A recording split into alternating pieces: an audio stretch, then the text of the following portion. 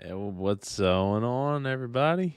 Just got done wrapping up 4 new videos, Shark Tank videos, and I have to make sure that they're all going to go through, and I don't have anything planned for tomorrow, so figured I'd jump on and hang out, play some Rocket League, try to relax a little bit, though that's probably not going to happen, uh, and uh, and see what happens here. Hopefully, I could do better than I did the other night because I definitely am out of practice. It's been a while.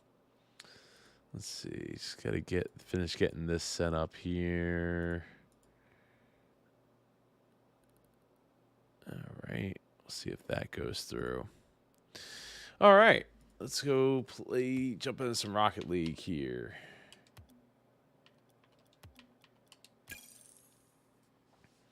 It's kind of chilly out here.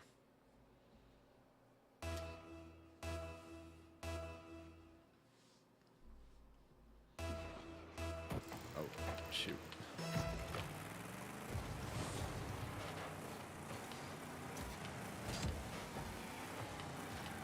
Come on now. It's only 1-0.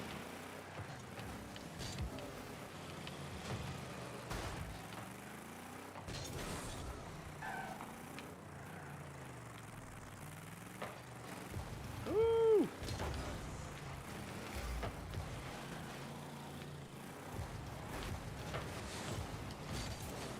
Oh, seems like I'm getting a bit of lag or something there. Nah, too low.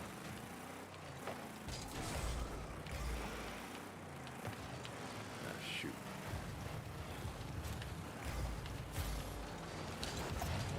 There you go. Oh, jump up.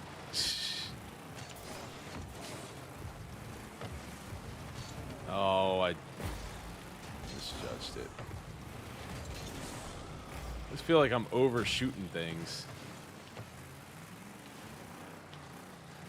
Overshooting, undershooting. Dude, I don't know what is the ping here. One guy is 116. Kind of hit it the wrong way.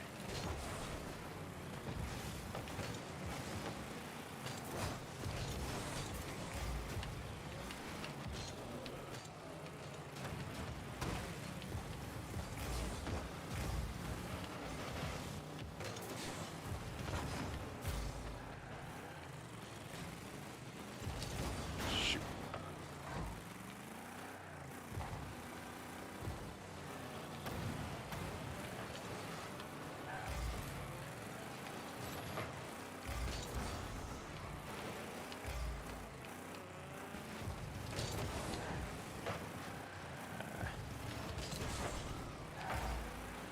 No! Oh.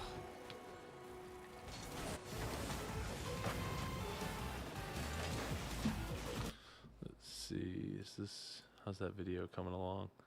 Still running checks on the one video.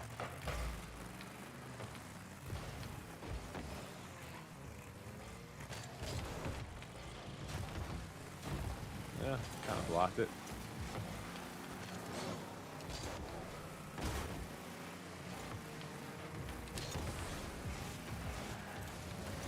Oh, but I didn't get blown up there. I just noticed it dropped. Does it drop in frames? No.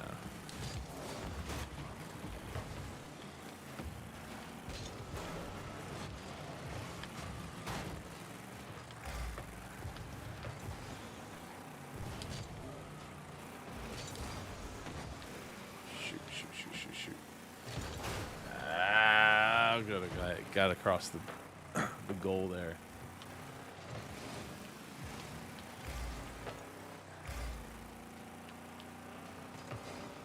Ooh. Oh, that was my bad. I should have jumped for it. No, that's really my bad. Oh, that's my bad. What's up, Brandon? How you doing tonight? Where are you watching from, Brandon?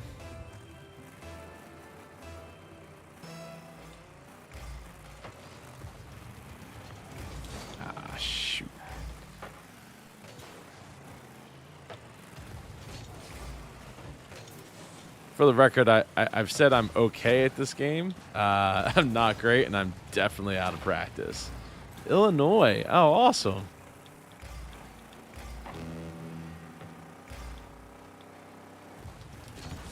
Come on now. Oh, I'm glad you found that fun. Glad you found that funny. I don't know if there's any pictures of it. When I talk to my dad on like Monday or whatever, I'll have to ask, or maybe I'll ask his girlfriend if there's any photos of it. If anyone's gonna have it, she's gonna be her. It was not how you want to be spending your. Oh, that was. Oh God, I'm terrible. God, I'm doing so bad. Doing so bad here. Is it still checking? I think it's all right. I think that video's done. Got the final pitch for the night's going to go up in a minute or two here. Oh, it's 4-0 already. God.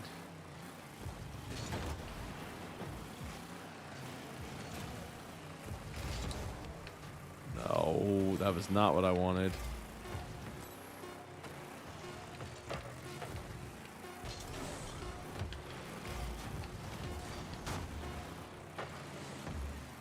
Put it in. Let's get one. No.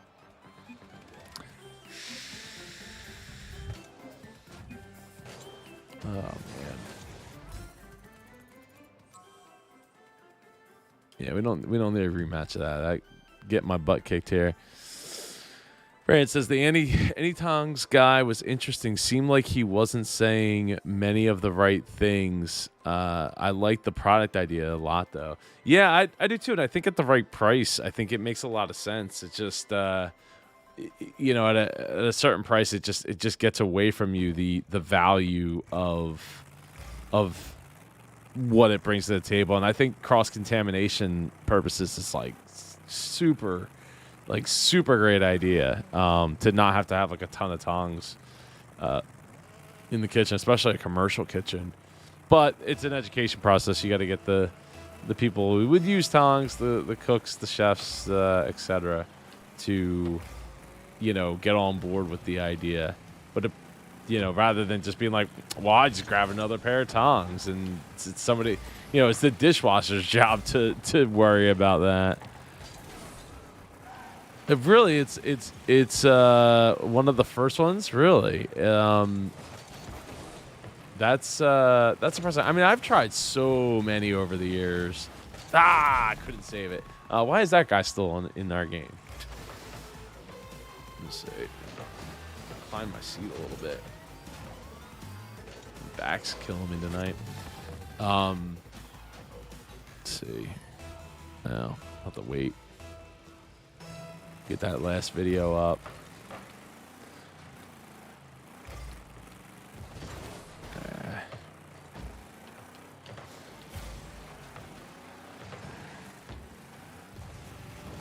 Oh, jeez, man. Whoever this OK Kahlo. He or she's really good. Yeah, $12.99 price point definitely hits the spot, I think. Lower the better, I think, because like if you could get that in like a dollar store setting, like I think it would do really well there. One less thing to have to buy and clean, and God, all right, this guy.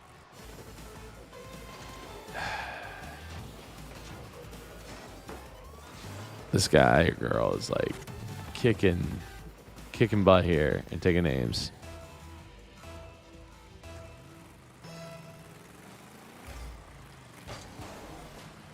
It'll be too high. Oh, no, jeez.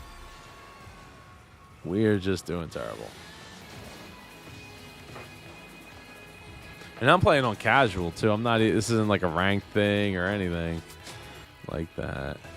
There's 4 minutes to go. All right, let's see if we can crawl back in this. Oh, is that going in?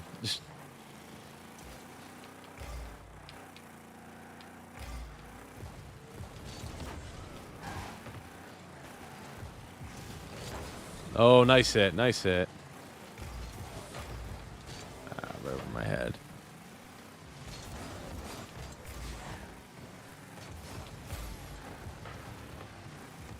Nice save.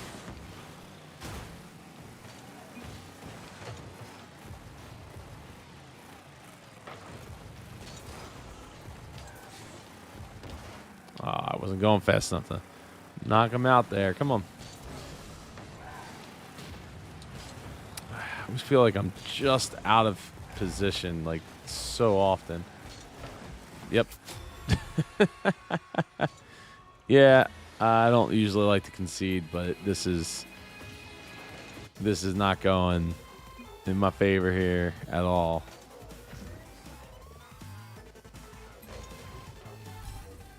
Okay. I'm gonna exit and go back in because this is going nowhere fast here. In the meantime, I'm going to drop the last pitch, which was the pest barrier, where it was a death-defying pitch. Publish. Oh, it dropped me in a game that was already going, of course. No, at least we're winning.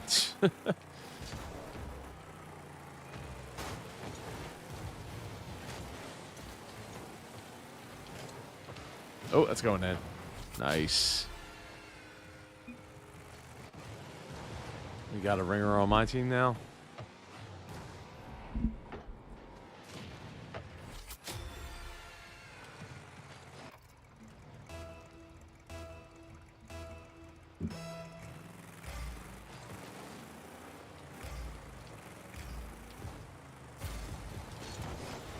Oh, that's a nice hit.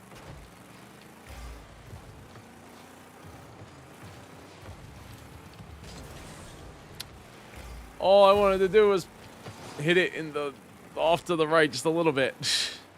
Come on. Shoot, shoot, shoot, shoot, shoot, shoot.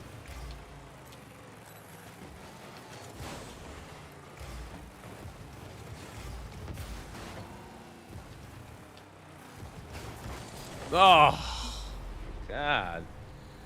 That was a nice shot. All right, so we got all 4 videos up from tonight's Shark Tank. Let's see how they're doing. Oh, they're doing. What time is it? It's only 3 minutes left to go for this hour. So hopefully pulls out a little bit more. Well, that was only with 3 pitches, so I should have probably dropped the last pitch a little bit sooner if I didn't run into a copyright issue.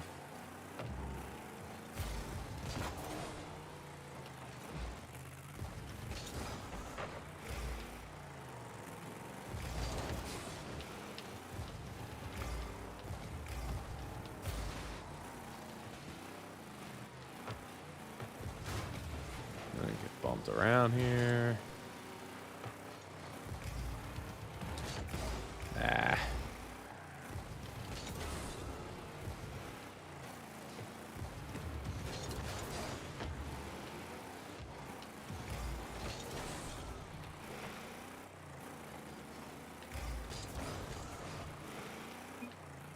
All right, here it comes.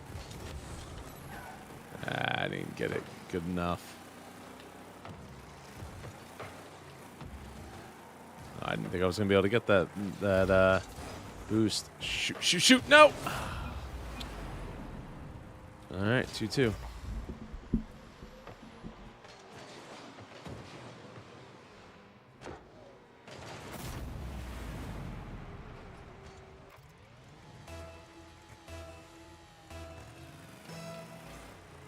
Had to move the heater a little bit closer.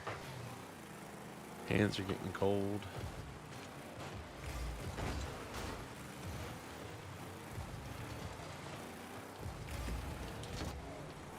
Ooh, was that good enough? No, wasn't quite.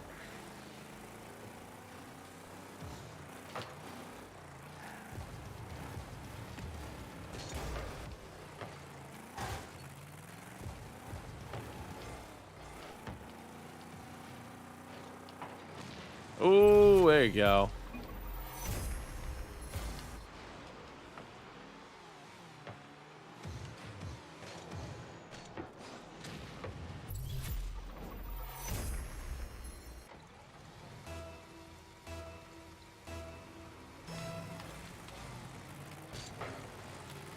Oh, nice hit, nice hit, nice hit, nice hit, nice hit. There we go. Finally. get a score.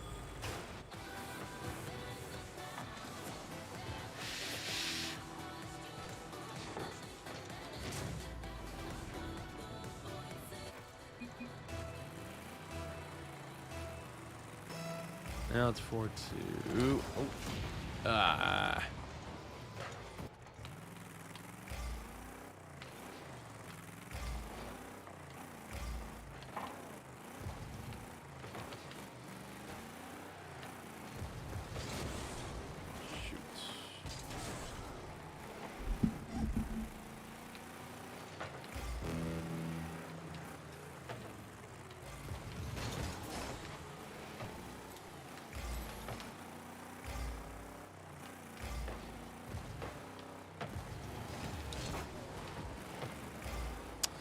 I do play on PC. Yeah, yeah. I mean, I don't at this point. I don't. Oh shoot.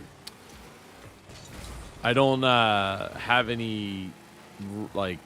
Well, I have consoles, but they're all like pretty much in storage.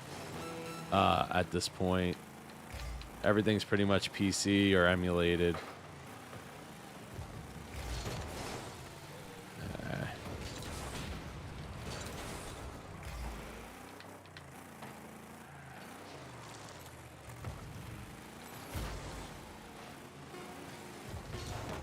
I beat me to it. Oh, they're gonna get a goal. They're gonna get a goal. But that doesn't tie it up.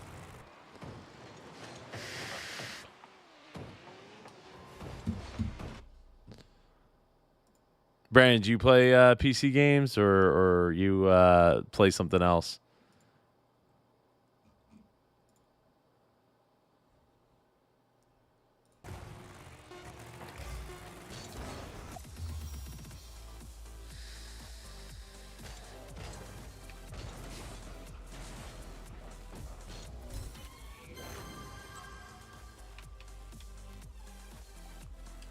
See if we can get back-to-back wins here.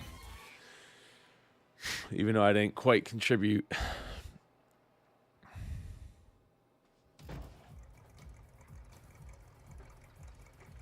Oh wow. Yeah. So I was never really into Xbox. It's mostly been PlayStation. I mean, I'm using an Xbox One controller right now because it's just playing this game with a keyboard and mouse is painful to me. But yeah, I mean, mostly it's been PlayStation. But you know, what's funny is like now that most of my stuff is emulated, it's pretty much all Nintendo stuff, like mostly GameCube and Wii stuff versus like any like PlayStation game. Oh, I always just miss it. Like PlayStation or anything like that. You love playing this game with the keyboard? Wow, that is, man, that is something. Because I just can't. I don't know. I just can't find myself doing it because I feel like there's so many buttons I have to press at once.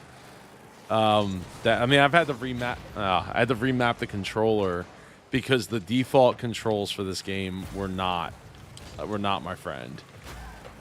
Oh shoot! Darn it!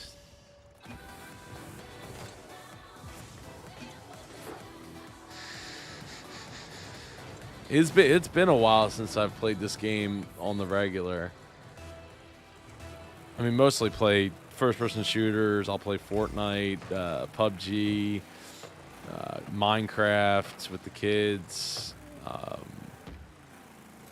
also play Quake with the kids as well. Quake 3 specifically. Quake Live.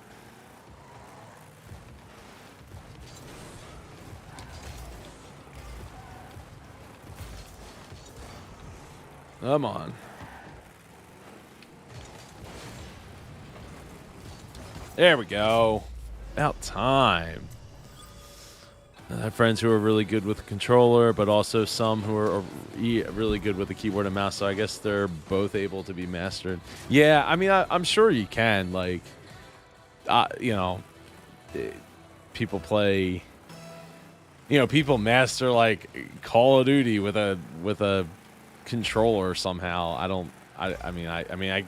would say it's probably mostly against other people that are on controllers, but that's just my mostly keyboard and mouse brain talking. But so you've been playing PUBG. So how has that been lately? Because it's been probably like a year since I last played it, and the problem I was running into it, like why I kind of stopped playing it, was because a lot of people were cheating, which makes it a lot less fun to play. But when PUBG came out, like that was like the only game I cared about playing, like nonstop. Like every day was me and my boy Dre would jump on PUBG and play. So, I mean, the reason I play Fortnite is because there's a lot of people playing it, and my boy Matt, he plays it. So it's something, and I can get the kids to play it too. So I play it with Dom, my son Dom and Ava love playing it as well. So it's something we can do together. Versus like if I played PUBG, I probably wouldn't. I don't know. I feel like it's too high, too realistic or whatever. For that, they probably wouldn't be as interested because they don't have all the. Well, I think they added like dance moves and stuff, pretty much copying Fortnite a while back, but I don't know. It's not the same. Definitely not the same. What's up, Willa? How you doing? Good to see you in the chat. Started the game in 2017. Oh boy, come on, go, push it in. Oh, man. Hey, got someone out.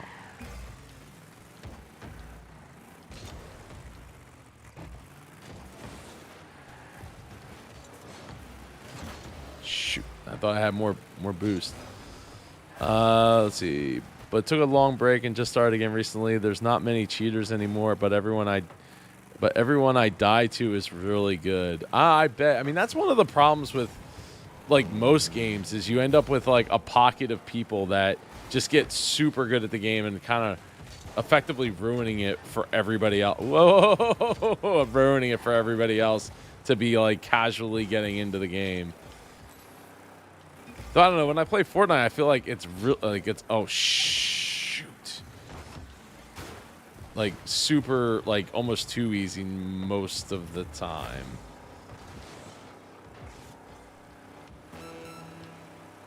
TGLTN, who's one of the best PUBG players.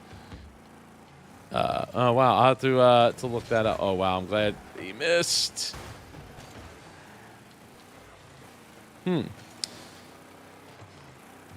I mean, has the core gameplay change? Oh, there we go. Has the core gameplay changed much at all, or is it still mostly the same? Because I mean, I remember I forget the snow map. I think was when I last played, or maybe it was after they redid whatever the name of the first map was. I think they like redid that, and I think that was like the last time I played it. So it might have been like close to 2 years ago at this point. Oh, that was good. No, mostly exactly the same. Recently, they added stuff to the snow map, like a big snowstorm, and some new items like armor repair kits. What's up, CJ Vlogs? Good to see you in the chat here. I'm just hanging out, making sure my videos don't get knocked off. And just watching to see what they do as far as the views. What you up to, CJ?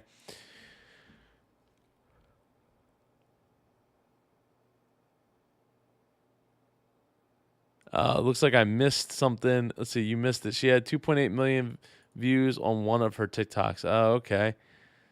on a Friday.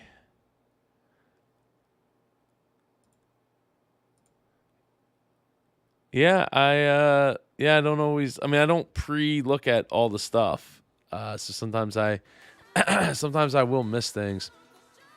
But I'm curious. Did you any of you see that see my announcement from tonight's videos about how I'll launching the yeah, David, what's up? What's up? Let's go.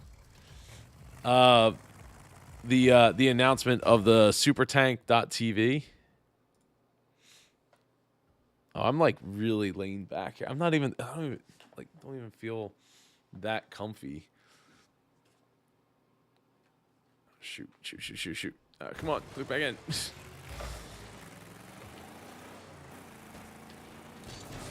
And I missed.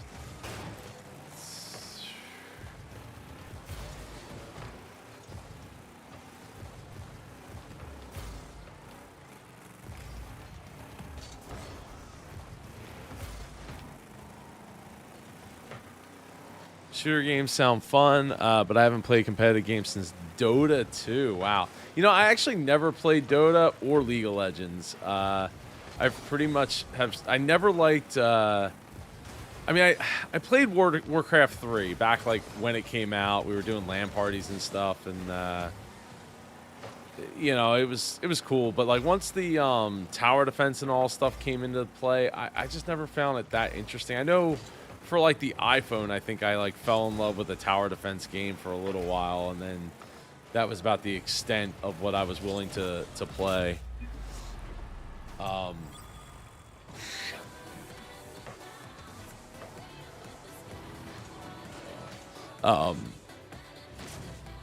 So yeah, I just I don't know. It's well, I mean, there's some RTSs I like, but I don't get to play them very often. Maybe once my kids get older, I'll you know, introduce them to it. You know, probably like StarCraft or something that I played when I was about their age. When like, well, I guess even when StarCraft came out, I was at like 96. I mean, I was probably 10 at that point. But my daughter's gonna be 7 soon, so, and she's probably smarter than I was. She's definitely smarter than I was at 7. So maybe she'll fall in love with it. They've really fallen in love with chess since we got the chess up board. I'm gonna do a video on it with them at some point in the near future. I got like a real love-hate relationship with it.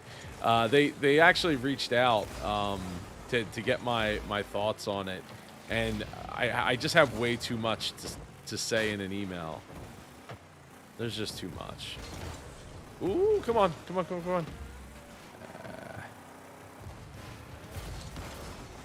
Here we go. Somebody knock it in. The camera sometimes, you know, I have a love-hate relationship with the camera. Oh, got lucky there.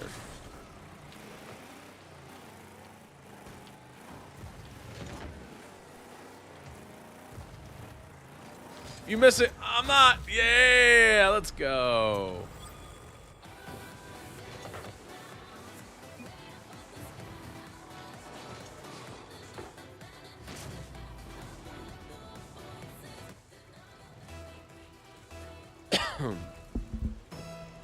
All right. Ooh, okay.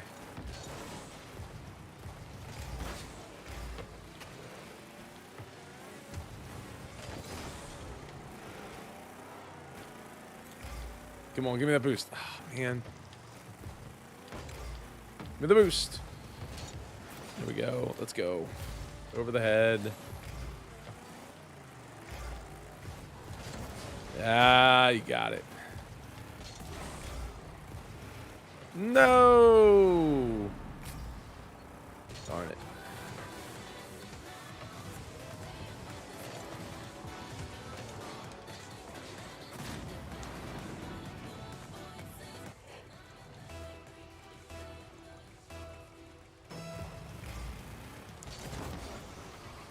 don't know, I'm really excited to do the Super Tank. If you haven't gone over to the supertank.tv, I'm looking forward to people submitting their own pitch videos, and potentially I will invest in them. So we'll I'm really excited to see what people come up with and have in the works to share with the community, and then have some other nice shot.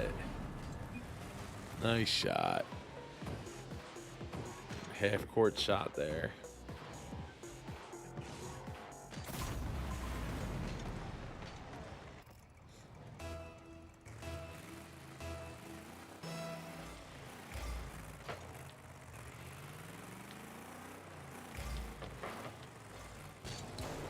I just missed it.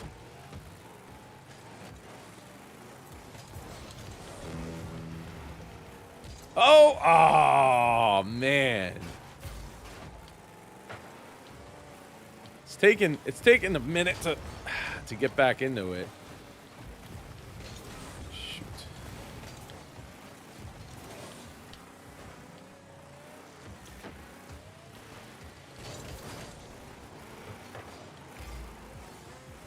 Oh, I got pushed out of the way. No. Yes, thank you. Yeah, I think it will. Like I wanted to put up you know, a portion of money that I felt was enough to get involved, and enough that I could feel confident in my ability to, you know, provide on without, like, you know, creating a financial burden to me or my family or anything like that. Oh, way to save it. And I wanted to, you know, have an opportunity to be able to give back to the community as well, like by taking some of this ad revenue and dumping it into the fund.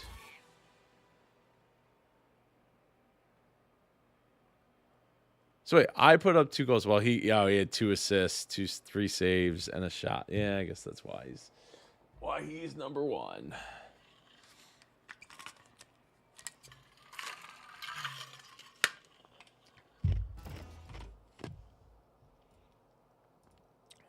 Check on the what's going on here. Okay, good to see.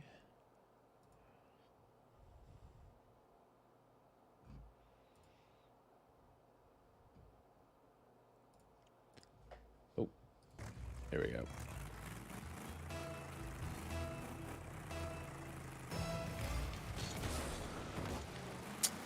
Totally whiffed. All right. Oh, thank you, Benjamin. I appreciate you coming and hanging out and enjoying the videos, and so much more in the works, man. So much more. We're just around the corner here. I think, oh, this guy's not doing, is he just sitting there?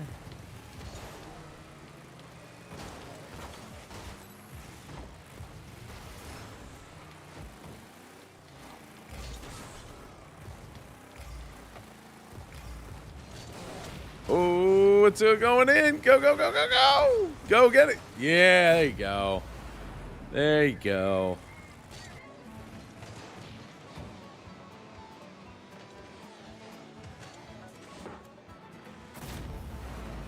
Karma guy's on the other team now. That's going to be tough. You know what I need to do is I need to get... I need to have an easy way to set up another camera so I can, like, go chill on the couch that's behind me over there and play on the TV that's across from it instead. I mean, I've had it set up in the past, but oh, I was trying to nudge it in there. Get in there. Oh, that stinks. But I don't have it currently set up that way. My wife's computer is hooked up to it, and also runs all of our emulation stuff. Man, that was a bot shot.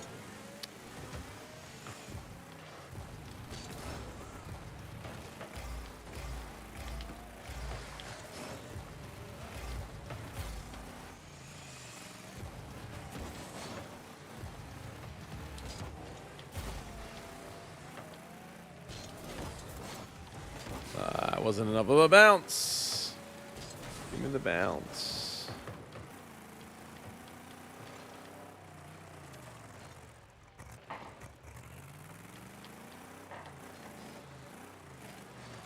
Oh, okay, okay. Oh. Then I overshoot it.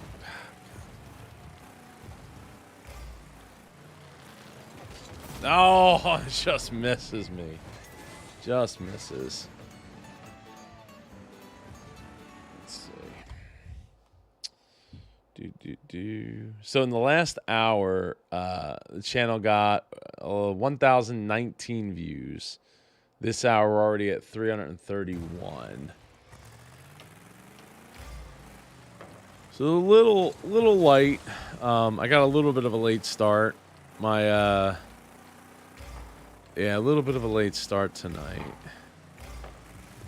Every minute counts when trying to get these out the same night. Darn it. It also doesn't help that there wasn't like a celebrity or anything on the video, you know, in Shark Tank tonight, or any guest sharks or anything like that. No! Oh, good.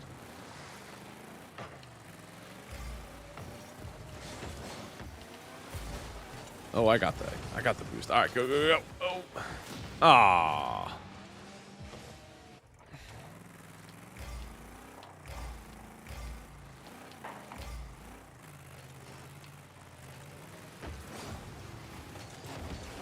Oh, what a save. What a save.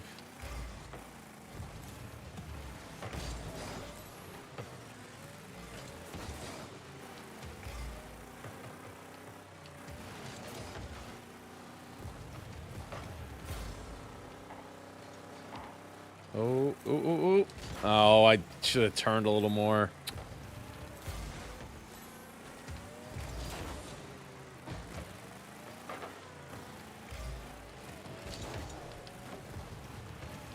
Come on. Push it in. All right, here we go. Need more speed.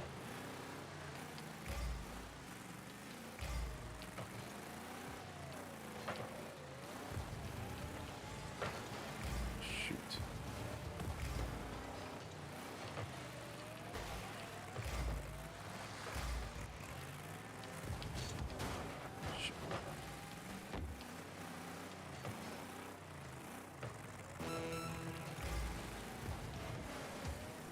Hold on 1 second, Goella.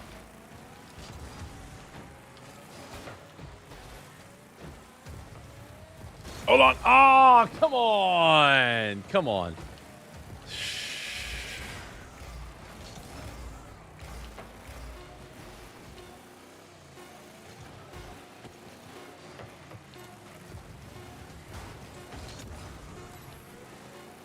Let it go. Oh my goodness. That was a shot on goal too.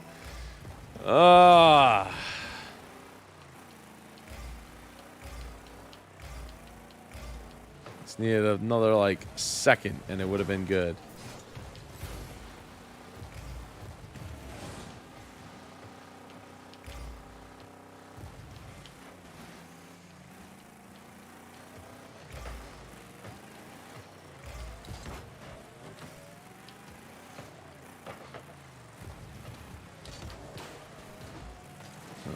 Wasn't enough. There you go. There's a save.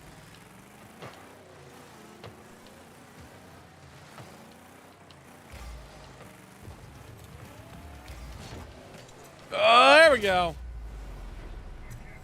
Got it. Let's see. So Goella says, by the way, do you think Mark declined to invest in the Cabinet Health because he owns a medicine company and he'd have to untangle their current pharmacy? I don't know. That's a good question. I mean,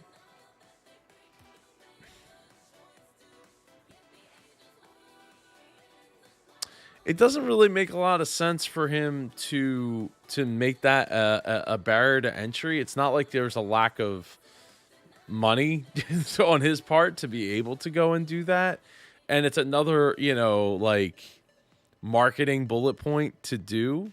Adding sustainability, but maybe he has something in the works as well that he's, trying to make happen, and he didn't see the value that investing in them would shortcut his own opportunity that he's, creating for himself, or is already invested in by, in some other business. So that I think is probably more along the lines of it than like him not wanting to undo all the things that he's already got going on.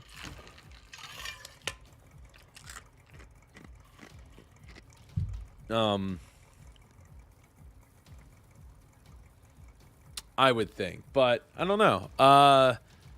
I think, don't quote me on it, but I believe Cabinet is scheduled to come on my show in February. So I definitely will make a note of it to to be asking them what their take on that was with Mark, and why, if that was their intended shark. I mean, I would tend to think it was their intended shark to go for Mark, but maybe they know something that we don't, and maybe now they know something even more that that we don't, now that time has passed. So yeah, I'll ask. I'm pretty sure they've scheduled. If they haven't, we've been emailing back and forth about it. I just would have to check my calendar to see if it's definitely been a thing that's going to happen for sure. Come on, get in there. Ah, nice save. Shoot, need that. Give me that boost.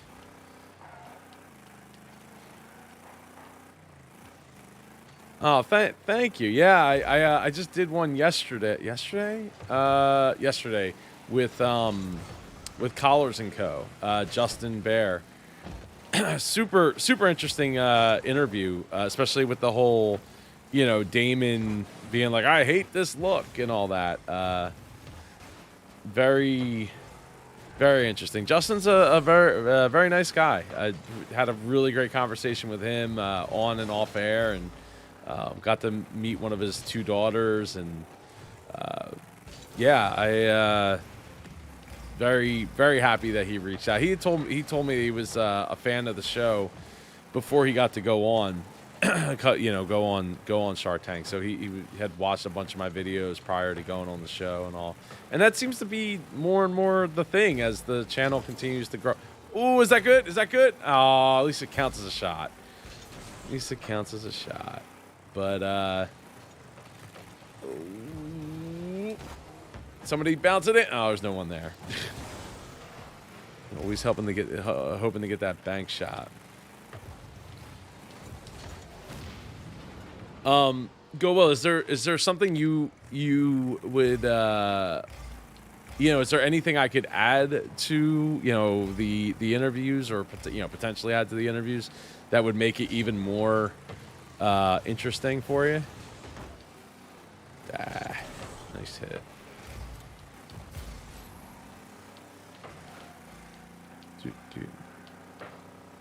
Oh, I wasn't paying attention enough. Come on, get it out of there. Get it out of there. Get it out of there. Here we go. Here we go.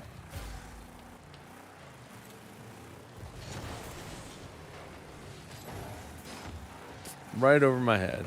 Come on. Bounce it up.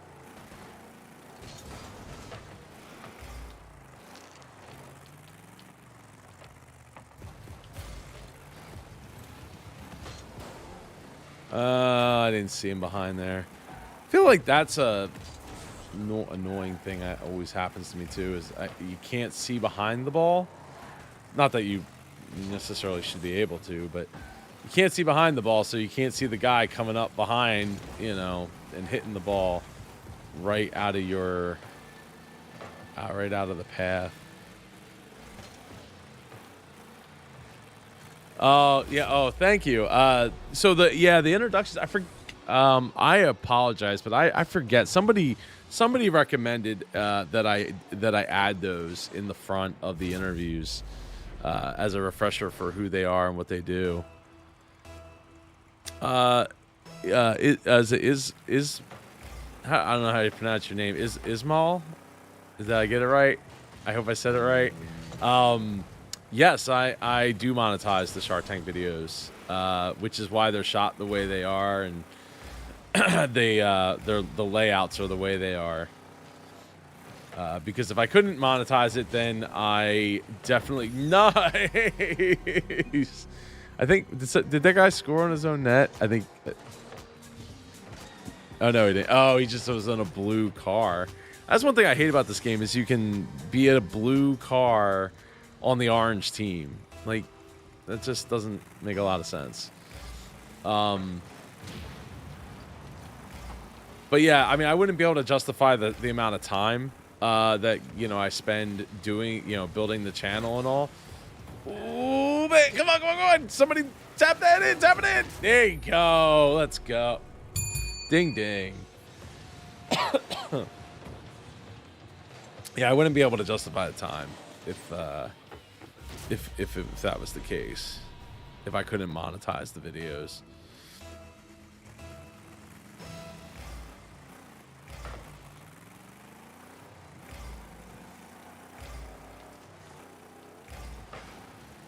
But it also gives me the opportunity to take that monetization and invest it into the super tank now that I'm going to be investing in super entrepreneur businesses in a Shark Tank style pitch based format. I mean, I might do some guest super entrepreneur. Oh my goodness. Oh, man.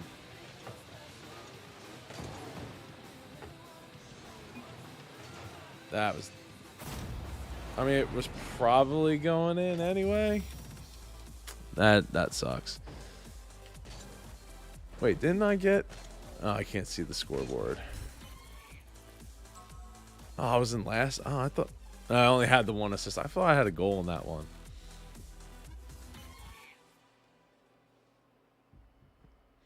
Brandon, I did. So this is my second garage. Let me see. Let me pull. I don't have like a zoom lens on this one. But this is so like the garage door is behind the arcade cabinets. There's a door over there. That. Let me see. Can I do like the kids cam? So yeah. So this is the garage. You can kind of see it over here. There's my DJ equipment over there. It's kind of hard to see because I got this. Let me turn this light off.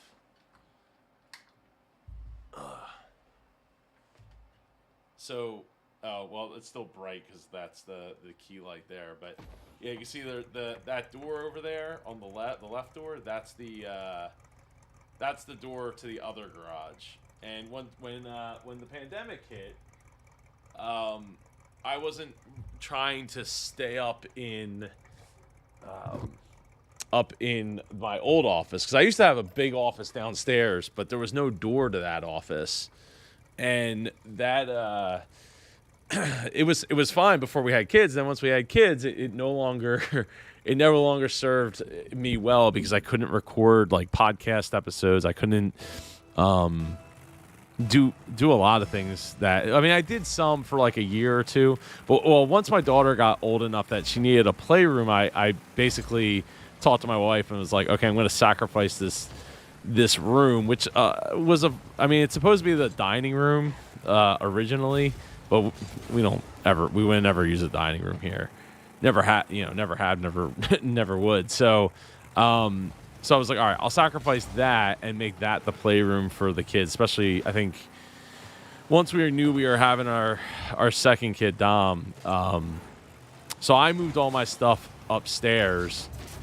Hey, I get the goal.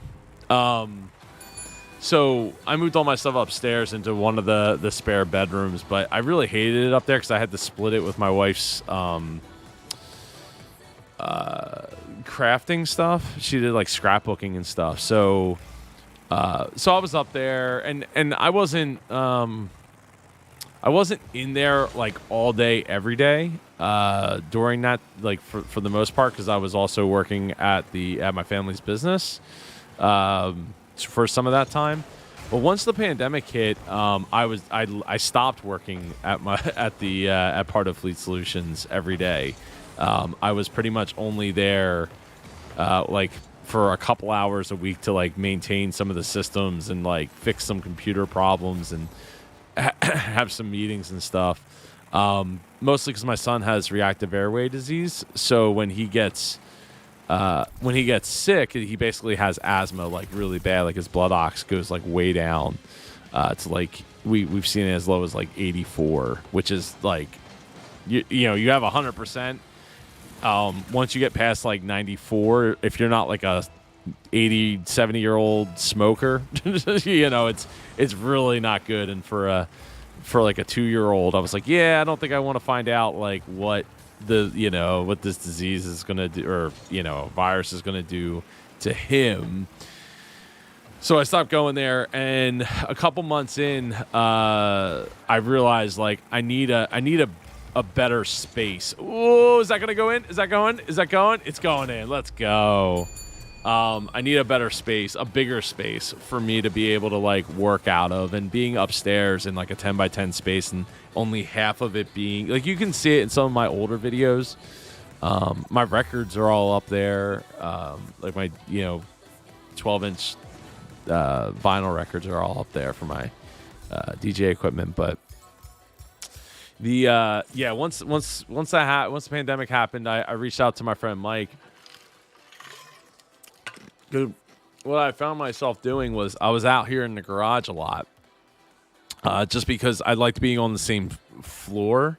Oh, thanks, Benjamin. I liked being on the same floor as the family, and I also liked being removed from the house for sound purposes, because being upstairs, like, it was mostly quiet most of the time, but it wasn't always quiet. And at night, I couldn't sit and do things like this because it's like right next to my daughter's bedroom, and it's across the hall from our bedroom. So it's like I couldn't be yelling at the computer or anything like that, playing games. So it wasn't really going to work. And I wanted something that I could spend a lot more, spend a lot of time in and all that. And then so I set up my stuff out here, and I was like, I could play games and do live streams at whatever hour I want. And it was really great. But the problem was this room, like if you go back to some of those live streams, they, this garage was in disarray. Like the it had insulation, but it only had insulation in the walls. It wasn't in the ceiling. So the first thing I did was I put insulation in the ceiling. And my friend Mike came over and helped me do that. And then, did we score? Oh yeah, we scored. So that helped a little bit, but it was just not great. So then, I think by like April or May, I think by May, I was like, all right, Mike, I was like, we gotta put some sheetrock out here, and like get, because it just looks like a disaster with these walls and the insulation like falling out of it and stuff. So we took several weeks to do it. Neither of us had really drywalled before, and we got it done. Even the ceiling. At some point, I got to get it finished. At some point, like get it taped off, taped, mudded, and painted. I'm not good enough to do that because this garage actually was added after the original house was built. And it's not real level. Like the ceiling is very much how did I not get a save for that? Come on. Oh, there you go. And then I didn't get the assist for that either. Like, I bounced it off. Davey hits it and hits it again, and I don't get any assist for it. Okay. So I don't get the save, I don't get the assist. Not cool. Ooh, that's not good. So yeah, so we did all that, and then you know, I have some heaters. There's heaters. I did put air conditioning, an air conditioning vent from the house off the house out to here. So there's a little bit of, you know, heating and cooling being pumped in here, but not a ton from the house. There's an air conditioner unit, and there's, you know, like I said, heaters out here, but yeah, it has enabled me to stream whenever, record whenever, work out, because you know, if you never noticed, there's a exercise bike right behind the couch, and an elliptical, place for the arcade cabinets that used to be they were out here in the garage anyway. Like when we had parties and stuff, we'd set up stuff out here, but I mean, obviously it didn't look the best with all the insulation falling out of the wall. But yeah, it worked. It's worked really well, and I'm forever grateful to Mike, man. That without him, this wouldn't have probably happened, and at some point I will get it painted and finished off, but it's just not at the top of my priority list right now. I put the door in because that used to be a window, because this was, you know, it was an outside window. But the reason I put the door in was so it would make it easier to get between the outside and the garage where we store a bunch of our stuff, since we don't have a shed. But yeah, and then I got it carpeted as well, because that was a big help. To keeping it warm. It's usually about 20 to 30 degrees warmer in here without the need of any. Oh, come on! Without the need of any heating or anything like that. So like, yeah, it's usually like 50, 55 degrees Fahrenheit in here without the need of a heater.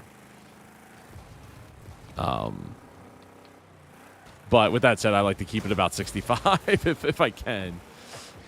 You know, and that's why. Oh, darn it! That's why I wear, you know, the super hoodie or whatever out here, because you know it's a little cooler out here. Goella says, "Do you think we'll see a startup boom with all the new AI tools, or will companies be more effective at integrating them when they are ready?" That's a loaded, that's a super loaded question there. The AI thing, I've listened to a bunch of people who know a lot better than I do about it, and I tend to agree that you're going to end up having a bunch of companies that, and it's not necessarily right now with like ChatGPT, version 3, I think. I think it's version 3 now. Version 4 is the one that is going to... Man, this Davey is killing it. 3 goals so far. You know, there's companies that like version 4 is supposed to be like a ridiculous amount of times better than the current version, and like if you look at like version 5, like it could be even, you know, it could be even better and better. And I think, you know, what was said is like, if you look at like what they plan to do a version, say by like version 4, 5, and maybe 6, there's probably going to be companies that are like, hey, you know, we could just like fire a bunch of people. Ooh, is it going in? Oh, off the crossbar. A bunch of companies, I'll be like, oh, we could just fire people and like just use this AI. And I think what you'll see here, Omer, I definitely remember you from the other night. Absolutely. What you're going to see is companies that try to... Oh, Wow. Yeah. Wow. Wow is right. Wow. Um, I think companies that that stay with using real people and not just AI, especially for programming and stuff, I think will absolutely reap the benefits of. Oh, that was nice. Will reap the benefits of actual humans doing, putting in the work and utilizing the tools as tools instead of like replacements for as people. And what'll happen is they'll, people will start to go away from that, go away from like companies that like have a lot of problems because they utilized, really great AI, but like it's not a human. You still need a human to do the filtering and do the writing and the creating and the ideas. So the humans that, the companies that like stick with that and utilize AI as a tool instead of as a replacement for people will probably be the ones that survive when things, when times get tough.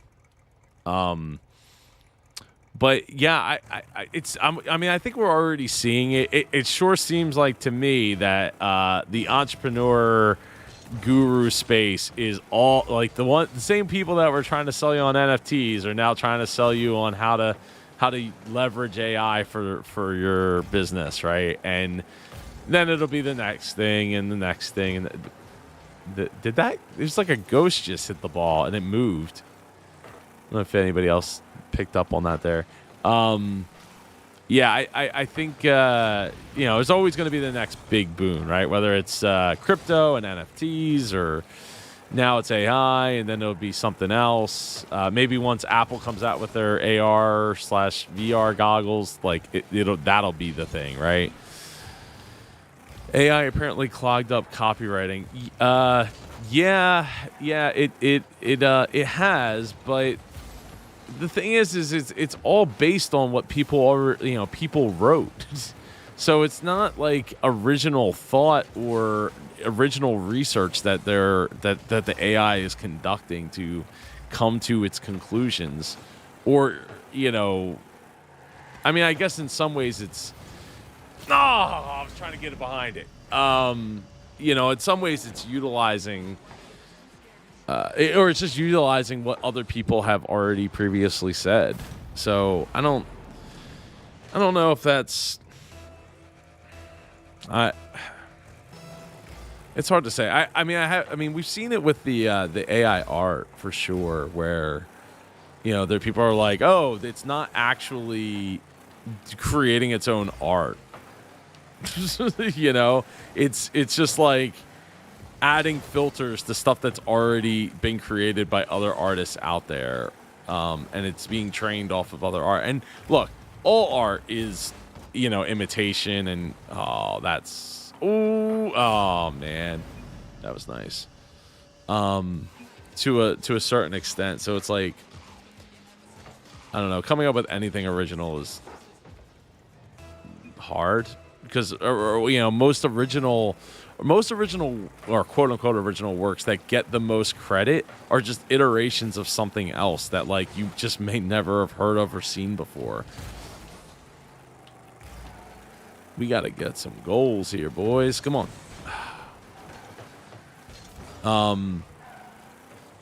So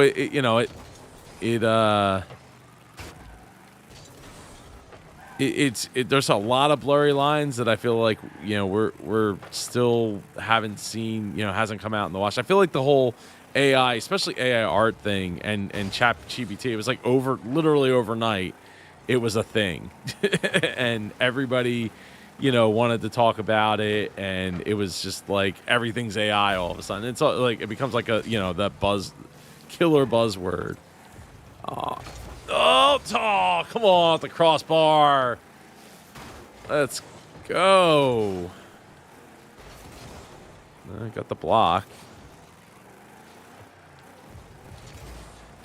All right, I served it up. Oh, somebody should have went hard on that. See, I see a lot of TikToks people just tell you do copywriting by copy pasting ChatGPT and charging $10K a month. Yeah, somebody, yeah. again, there's always going to be these fake guru people that are just, they're just hustling the next thing, right? The next, whatever the next thing is, they're finding it or reading about it from somebody else and then going ham on trying to sell everybody else on it. Goel says, do you keep the garage door locked shut for allergen reasons? So this garage door is I already had insulated doors. So I thought I was going to get away with like not needing to worry about the there we go, get myself a goal.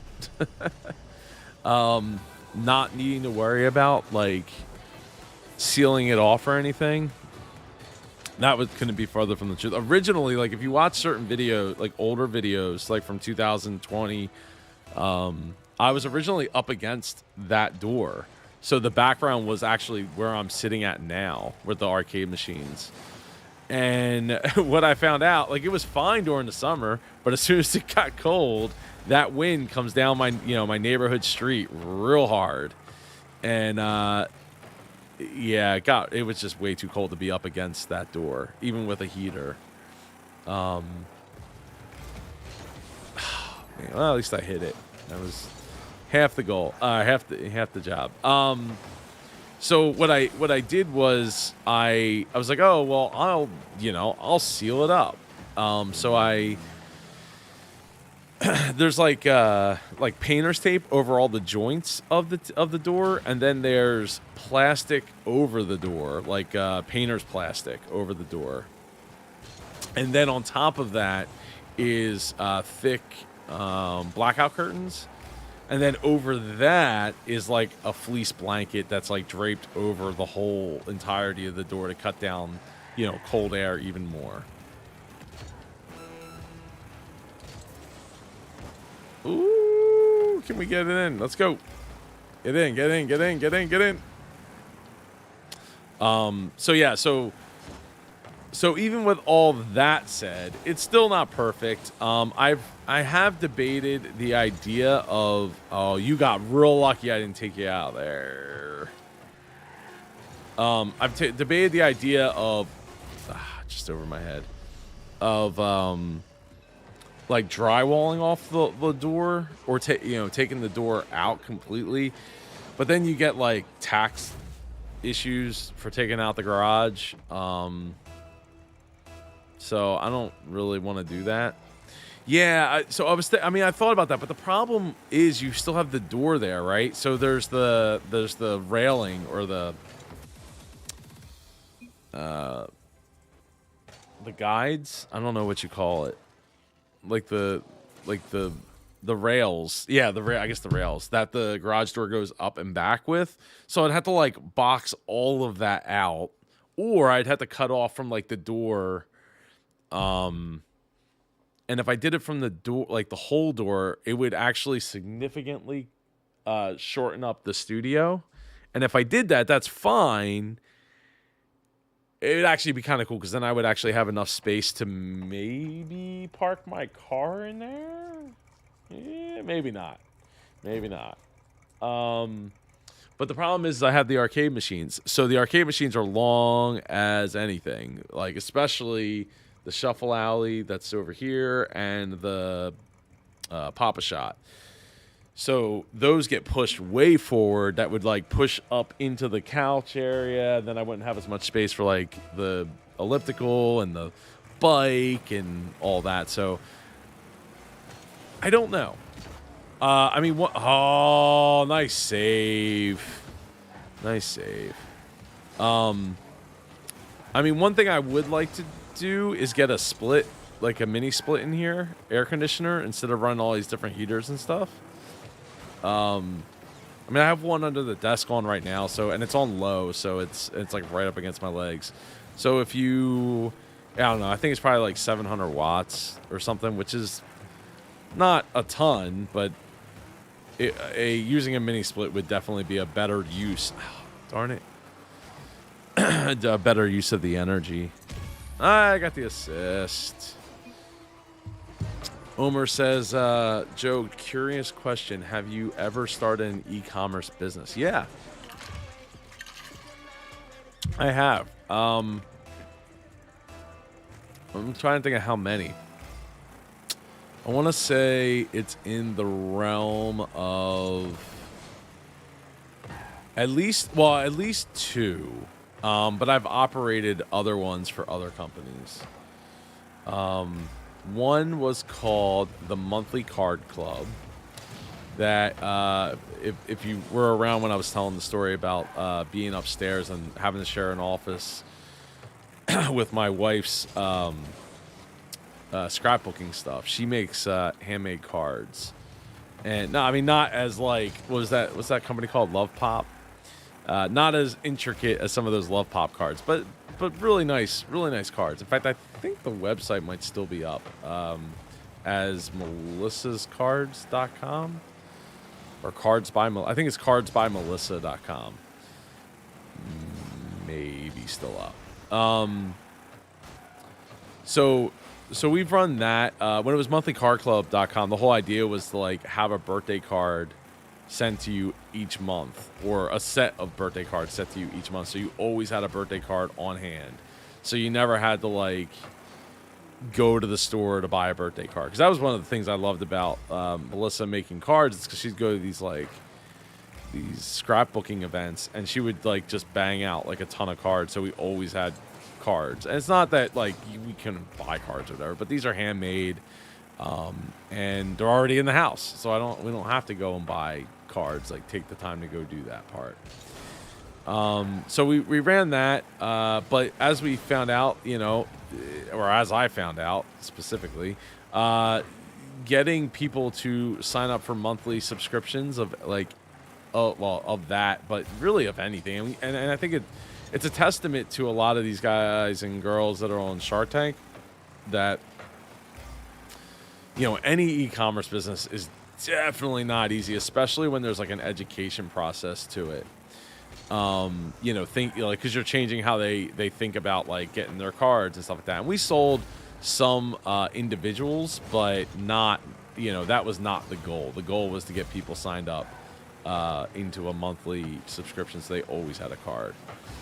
But yeah, so we did that for, I don't know, probably almost a year.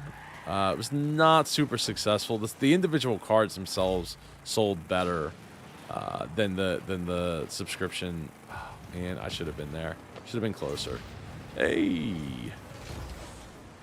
darn it. So yeah, so there's that, and then shopsuperjoe.com. That's an e-commerce business as well. I gotta add some more. I gotta get some more designs and things up. There's a few designs I have in mind. I just haven't gone and made them. But the other e-commerce business is the Independent Podcast University. Oh God, I'm glad that didn't bounce over your head.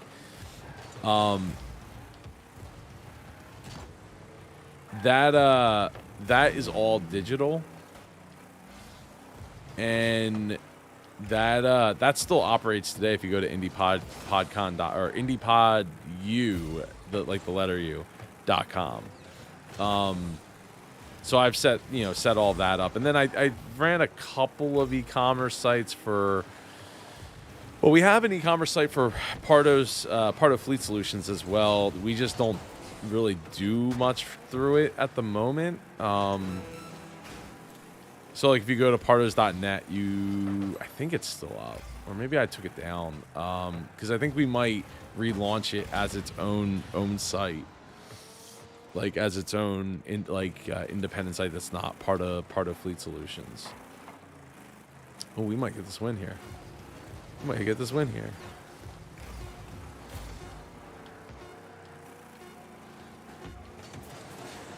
Yeah, there we go. Woo! Homer says, that's incredible. What do you think is one piece of advice you have for someone just starting out on making an e-commerce business? I think getting really, really as focused as possible, I think, is the number one thing. When people don't know, when they don't know you, they don't know your business, you know, you really only have a few seconds to really. Oh, hold on a second. Oh, it's 1 o'clock. My Roomba was starting up, and it's like super loud. So when you're just getting started, I think it's really, really important that you stay as focused, hyper focused on the avatar, like the customer that you're trying to reach, and speaking directly to them, speaking directly to the problems that they have, and and creating solutions. There's a really good, I forget what is it called. It's called Story Brand, but I feel like there's another name to it. I can't recall the guy's name that created it, but it's like there's an ebook. Well, you can get it as an ebook, a audio book. I listened to it as an audio book, the Story Brand book. It's pretty short. I want to say it was only like 3 or 4 hours, but it does a really good job of like putting you in the mindset of what to, of like, there's like a certain, that sucks. There's a certain like order you should like build your website in. So you have to think of yourself as like, if you're talking like Star Wars, right? Like you're not Luke in the story, you're Yoda, right? And you want to create bring the solution to Luke to help, figure. Oh god darn it. Death Coochie. You want to help guide them through the process of being the hero of their story, right? You're not the hero. It's them. It's their story, and you're just, helping them accomplish that. God, thank you. So I mean, I've done a ton of videos talking about stuff like this. But yeah, I think the number one thing is, it's that, right? It's keep it as hyper focused as possible, so that when somebody looks at it, they know exactly what you do, who you're helping, how you're helping, and they can figure it out within seconds. The other piece of advice I would give is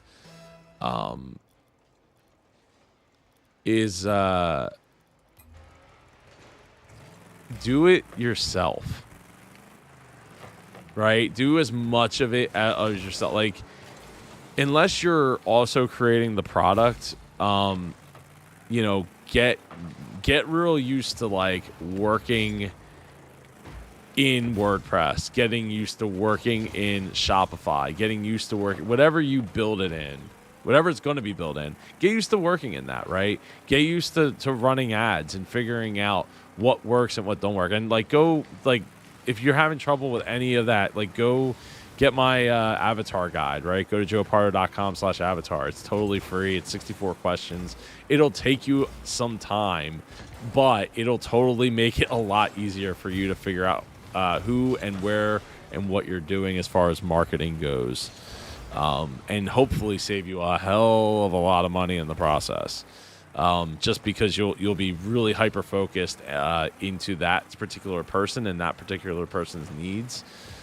But yeah, I'm glad, Omer, that was enlightening for you. Yeah, it was enlightening for me too. I mean, I kind of knew, like, you want to provide the solution, but like putting it, when you start framing it in a way that this is about, it's all about them. It's not really about you. And it's about the results that they're going to get, and they get to be the hero to to their family, or create the solution for them. It just changes. It changes your whole view on it. There you go. Let's go. Let's get back in this. But yeah, Pradeep, I hope I pronounced that right.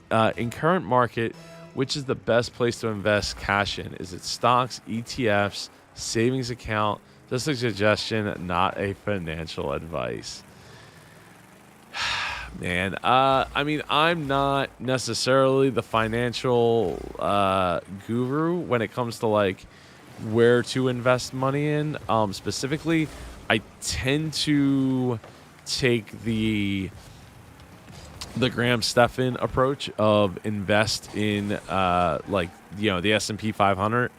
Dump as much money as you can into that, and the odds are in your favor that you will, especially long term, will make the money that you need to make on it. That's that on that side of it. That's generally the advice that I would give and have mostly taken.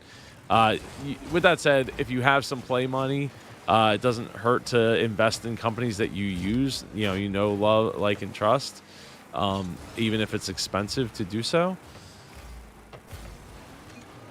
But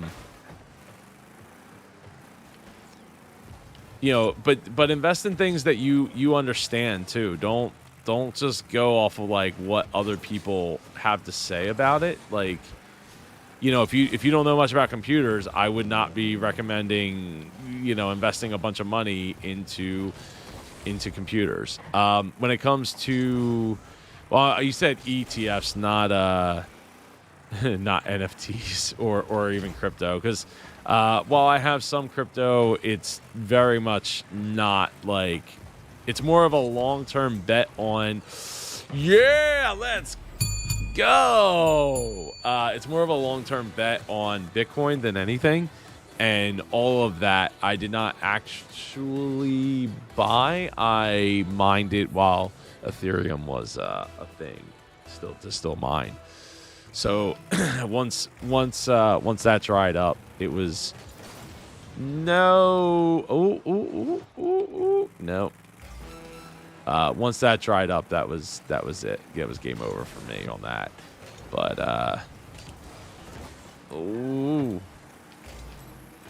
is that going in? Oh no.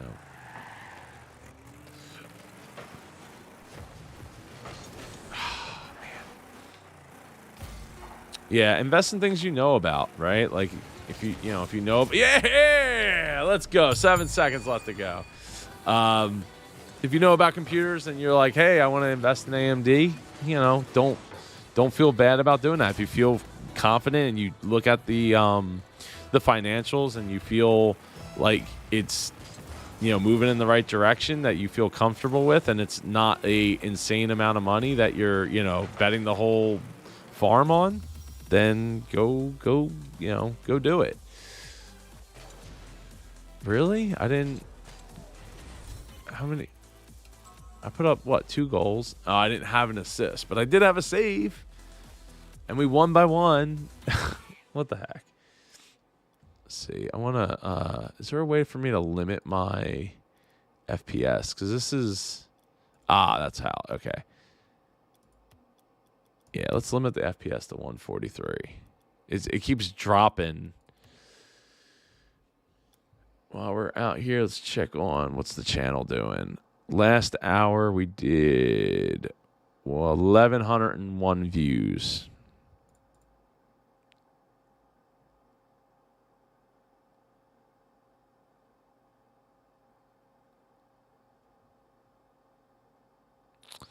Oh, that's a nice comment. I like seeing that.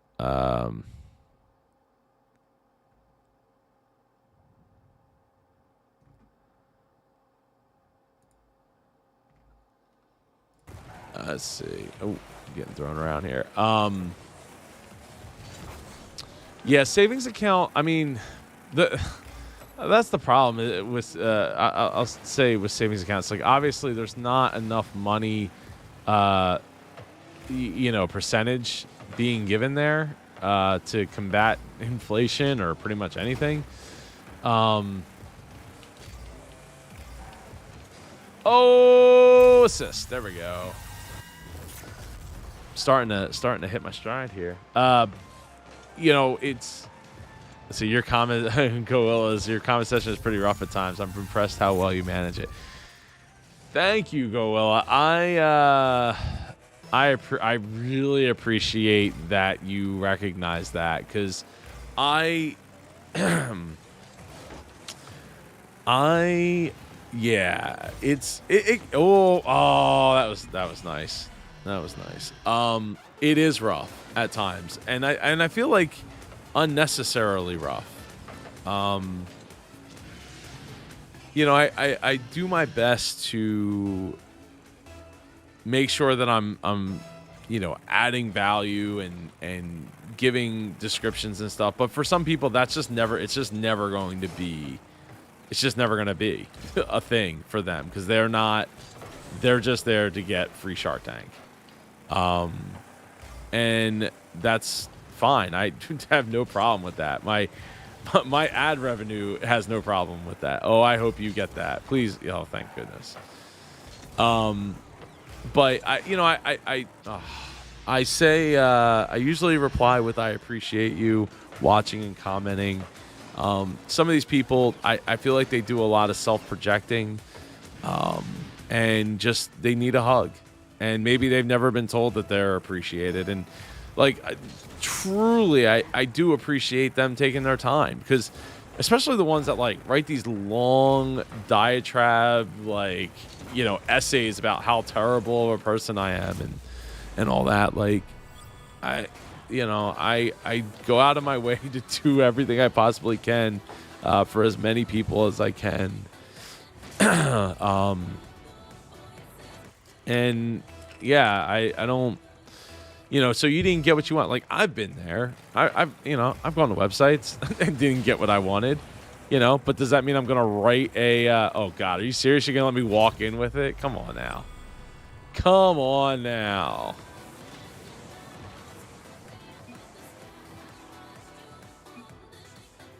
But that doesn't mean I'm going to leave a comment. Like, you know, what the hell? You know, so ultimately, you know, they're, oh God, I hope I didn't just knock it in my net. No! Get back, get back, get back. No.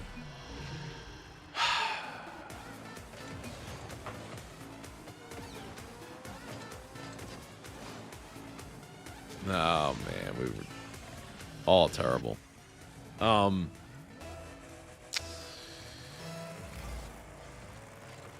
Yeah, I don't, I mean, I don't love it. It used to bother me, and for the longest time, it was eating away at me. But I've learned to, you know, realize that it's more about them than it is about me. This is the internet. You know, I grew up on the internet. I love the internet. It has given me so much, so much, and such a great life in so many ways that I just don't, like, I'm just not gonna let it get to me. And at the end of the day, you know, if they choose to wanna to love to hate me, that's okay. Like, you know, that's how they choose to want to spend their time, which, you know, I think that they should find other, especially the ones that like perpetually are like watching oh, come on. Oh, it was Darth, not I thought it was Death. You know, that's how they choose to spend their time, and it's just, they just need a hug. And I appreciate them spending their time, even if it is fast forward and past me. It's not the worst thing ever for me, for my channel, or you know, in a lot of ways, it's better for people to know who you are and hate you than to not know who you are, and you know, it doesn't propel anything. So that wasn't a save, really? Gosh. But yeah. But I appreciate you, Goilla, picking up on that. I do. I mean, look, I'm not one that loves censorship, but I do like hide them from the channel, especially when they're like super rude. I'll tell them that I appreciate them, but then they're just not, they're not welcome to like keep posting. And part of that is also because I don't I want people to be able to feel comfortable in posting in the comments, and I feel like by having, at least maybe until the channel gets big enough where it just like every video it's just completely drowned out. Like it's not even like you can't find those comments in like in almost any case. Just because I want people to feel like that, it's a. I mean, I don't love the term safe space, but for a lack of a better term, a safe, productive, mostly positive, and come on,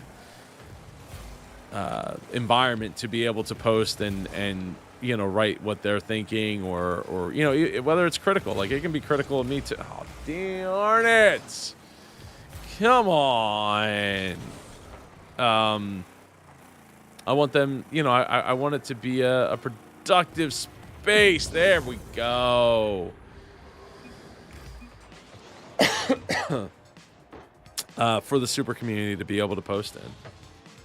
So, if in certain cases, I'll let it fly. And we've had a lot of people come through that I mean, at least one was super mean, like telling me to go, like disappear, like and I'm worthless or whatever.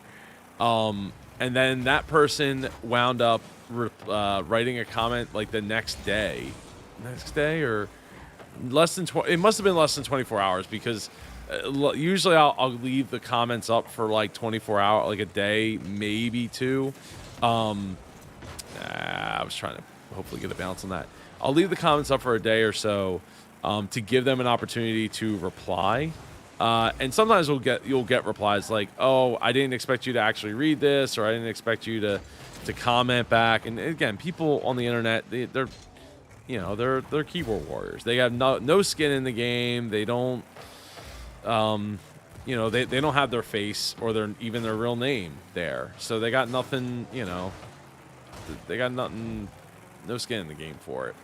So you just say whatever they, comes to their mind and feel like they're entitled to get to say. How did I miss that? Oh, come on. Is it just over it must have been just over my head. Or it's just off to the side. I don't know. Darn it. So yeah, so those but in this case somebody said something that was like, basically like go make yourself disappear. And not even 24 hours later, they deleted their comment. Because I wrote back, I appreciate you watching and commenting, regardless. They wrote back apologizing for their comment, and they said that they are now a fan. They get what I'm doing.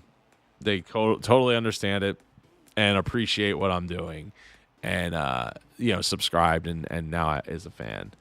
So I hope at least some of those people come around, but can't force everybody. And and in your business, you really need to make sure. I've said this a lot over the years. Like, you got to move the needle on people, right? They got to love you or hate you, because either way.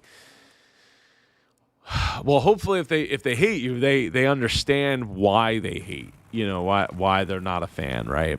But if they, they're not. If they're in the middle, that means they're probably left not understanding what your business is or what it does, and that means that they're not going to tell anybody about it. So even if they tell, if they hate it and they tell like 10 friends about it and how much they hate it, there's a good chance that one of those 10 friends will probably, go and check it out and see if they like it or not, right? So you might have an opportunity there, and at least again, it's better for there's no such thing as bad publicity. So yeah, you want to be moving the needle on people, but I personally I wish if there was people that hated me that much, like I wish they hated me for something that I said that that I could defend. It's like, oh, you just need to shut up, and it's like, well. This is my channel. This is the internet. It's not you aren't the owner of said internet. I don't know.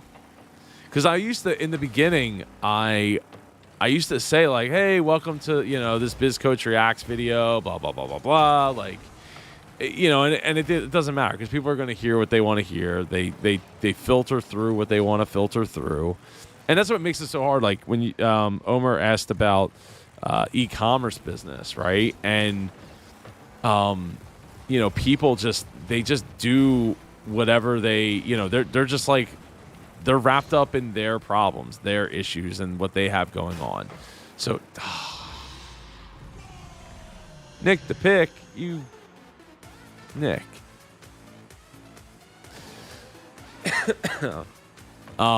So they're not always like super in tune with what's being presented to them and how it's being presented and all that. And you can't expect that people will, because they likely will not, which is why I said, one of the most important things you can do is hyper focus it, figure it out so that you can explain what you do in 7 words or less. And so that people have the best opportunity to be able to know and understand, to like how I just missed that, and know and understand like what they're looking at. Hey Clave, how you doing? Where are you watching from tonight or today? Because it's 1:22 in the morning. I'm gonna regret staying up this late tomorrow. Yeah, let's go. But I ain't regretting that. What other games do I like playing? So I've been enjoying Fortnite because I get to play it with my kids and I get to play it with my boy Matt. I loved playing PUBG. That was a lot of fun. My favorite game of all time is Quake 3 Arena. And now, and as an extension of that is Quake Live, and I still play that, both with my kids and some of my friends. Give me the goal! Let's go! Another one. Starting to get it back here. So I like Rocket League. I did not like Rocket League when I first played it. I hated it because I always felt like I was out of position, always missing. I'm still missing a ton here, but. I just feel like it's so hard to like line up the ball with what's going on around you.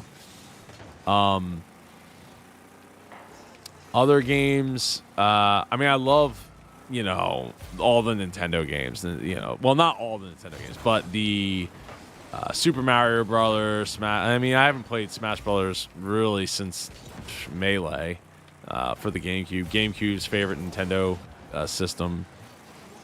Hands down. I also some games I don't get to play a lot is Super Mario Strikers.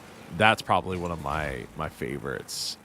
I could play that game like all day, and as an extension, that's why I'm playing this because there you go. That's what I get to play a fun, fast-paced soccer game that I'm not that particularly good at. Loved NBA Jam. The games behind me, I got Blitz 2001, 2000 Blitz 2000 gold edition, and I have a Slugfest back there. That's not actually a pinball machine. That's a pitch and bat, which I love. And I have a funny story about it, but I don't think I can tell that story on live stream. So if you ever meet me in person, feel free to ask how I obtained my pitch and bat. It's quite interesting. Uh, I don't know. When it comes to other games, I mean, I'm mostly first-person shooters over the years. It was a nice save. Mostly first-person shooters over the years. Like, I played COD 4, COD 6, like Modern Warfare 2. Trying to think, like older. Oh no, Unreal Tournament, Unreal. How do you say your name? Is it Gilio?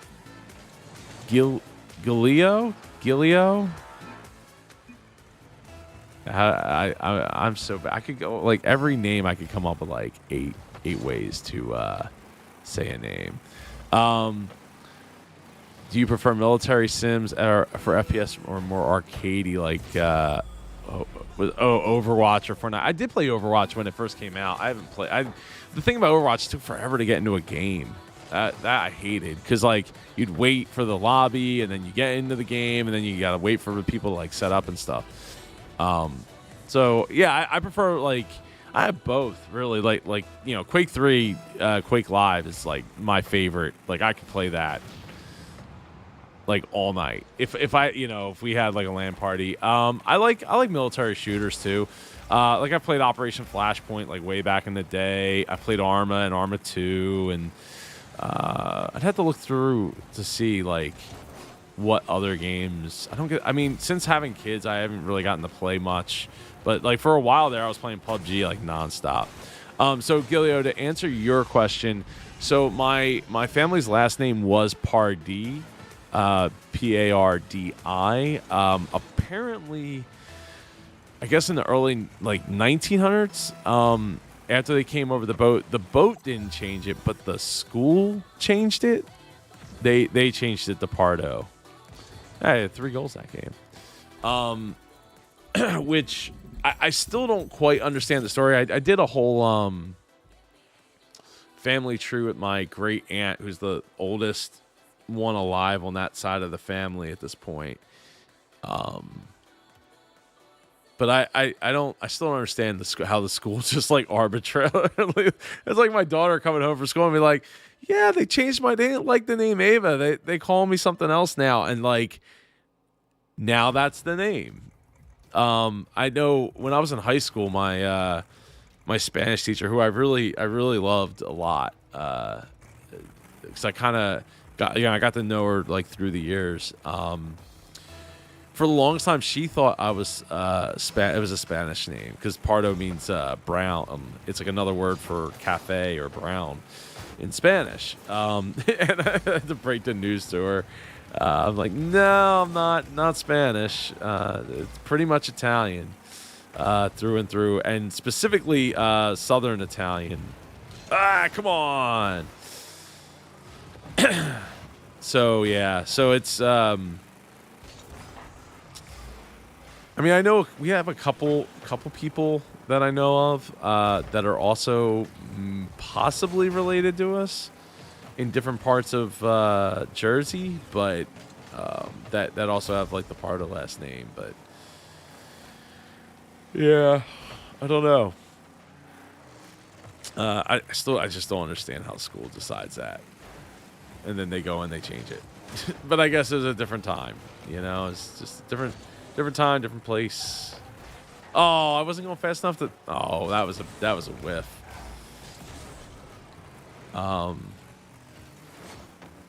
So yeah, so as far as other games go, one thing I just broke out was so I went to when I was at MagFest a couple weeks back in DC. Oh, woo-hoo, that was close. I got to play the DS version of Mario Kart DS, and absolutely fell back in love with it like I did when I had my DS Lite. And I still have my DS Lite. In fact, I went up in the attic and broke out my DS Lite, and then went and got a whole bunch of ROMs for it. And I showed it to my son. My son just absolutely fell in love with it. I want to play the DS. I want to play the DS. So So I got him and my daughter DS's for their birthday coming up. Their birthday's coming up, so we'll be able to play some games together. Oh God, I missed. And then I loved it so much that I was like, you know what? I'm gonna, so that Melissa could play with us. I'm gonna go and get a 3DS, a new Oh, nice shot. A new 3DS. So I actually got one of those. It came in the other day. Which, I don't think I appreciated how much, how awesome the 3DS is. Especially the new 3DS, because I remember trying the 3DS back when oh, darn it. When it first came out. Did they leave? Did everybody else leave? No, they're still there. When it first came out, and getting like a headache from the 3D screen. And so when I got to try it at my boy Matt's house, I was like, oh wow, this is like really awesome. I wanna get one of these, and they're expensive. It was like, mine was I want to say it was like $280, $300 with tax or with shipping on eBay. And oh crap. So on the so for the DS's, they make a card called the R4 card, and you'll see like on Amazon, they're only like $15-$16. And basically, you just pop a SD card into it with whatever ROMs that you have access to, and then that'll you can just literally play it. So I have I don't know if I should open it at the moment. But you can kind of see it here. The yellow card has a SD card in it. So for the 3DS, it's or the new 3DS, there's a whole process you have to go through, and that's why I just dropped it off at Matt's house, and he took care of it for me. There was really only a couple of games that I wanted that were 3DS compatible, but he gave me a whole bunch of them. And that, like, there's a version of Super Mario Maker. There's a version of Mario Golf, where I think it's like World Tour. And then Mario Kart 7, I wanted to get a copy of that because I never actually played Mario Kart 7, which I'm enjoying. And in the 3D aspect, it's just really cool. I think with the jailbreaking or whatever, I don't know, whatever he did do it. I think there's a way to do online with it. I haven't tried it yet, and he doesn't know anybody with a new 3DS. Or I think the only other person we know is our boy Paul. He has a 3DS, but that's because Matt told him to get it. But I don't think they've played online and would get with each other. But apparently the 3DS store, Nintendo is shutting it down like in May or something. So like any classic games you bought in it will not work. After that, I think, or you won't be able to buy them or re-access them or something like that. So I said, okay, well, the next question. Oh, nice save. Nice save. Oh, I missed.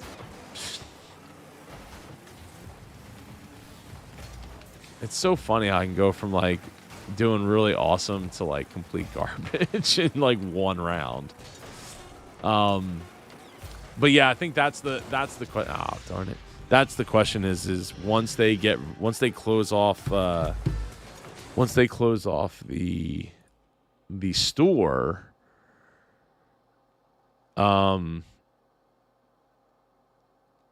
will they take down the online, ability to play online against each other? And that question, he doesn't know. I don't know. But I really just wanted it for local play anyway, like especially with the kids. If I just got the 3DS, the new 3DS XL for anything, it's for the bigger screen mostly. Because like I'm not gonna be able to play 3DS games with them, and I'm sure as heck not spending $300 a handset. For them. I was going to get Switches for them, but there's so many games to buy, and I would have wanted to get like Switch Lites for them, which are expensive. You know, it's like $200 a piece, so it's not that expensive. But then you buy 2 of them, but then you need to buy 3 of them or 4 of them so that we could all play together. And the Switch Lite, you can't use the motion controls. So any game that has motion controls, you can't play it with it, from my understanding. So I'm like, well, that really stinks. So that means I got to spend an extra $100 for each Switch, and then that means they got to charge them more. Like, it's just bigger, and I don't know. I was like, the more I thought about it, the more I'm like, I just really like the DS, and I like how small the DS is, especially the DS Lite, especially for like Dom's hands, being a 4, almost 5-year-old. So, yeah, I think. Ooh, that's nice. I got sucked in. So we'll see. I'm looking forward to playing like Tetris. Like Tetris DS is awesome. I could play that all day too. Mario Kart DS is amazing. But it's only amazing because of the snaking, which they got rid of in Mario Kart 7. But so it's, I don't know, it probably is it's probably better in some regards for like, especially for newer players.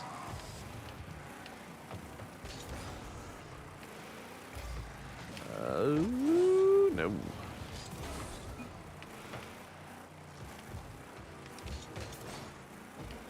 Some other games that I enjoy, was it Towerfall? I really loved playing that with, especially with other people. We've been playing the crap out of Mario Party with the kids, specifically Mario Party 6, and I think now they finally moved on to Mario Party 7.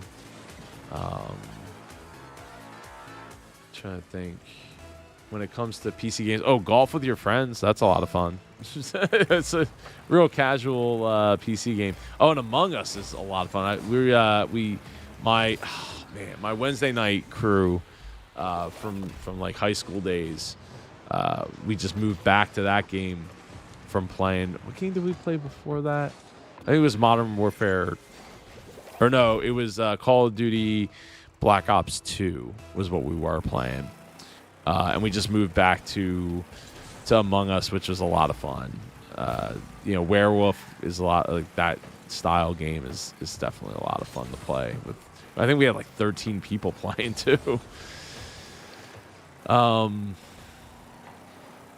to think, like, I know I've said Unreal and Unreal Tournament 2004. A lot of those games are like, it's a lot of old games. We tried playing Battlefield 2042. That was a mess. I mean, the worst part about that wasn't so much the game as it was just getting, like, because when our game nights, our game nights have like anywhere from 6 people to like 15 people can show up. And the problem with a game like Battlefield 2042 is only I think you can only do squads of 4. So it's like, well, then we're all going to squad up, and then we're not actually playing together. So that's not particularly fun. Oh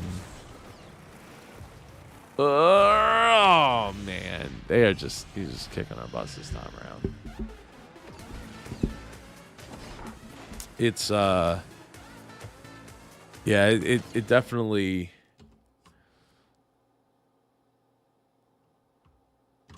It definitely made for a not fun time, especially since we had to talk everyone into buying the game.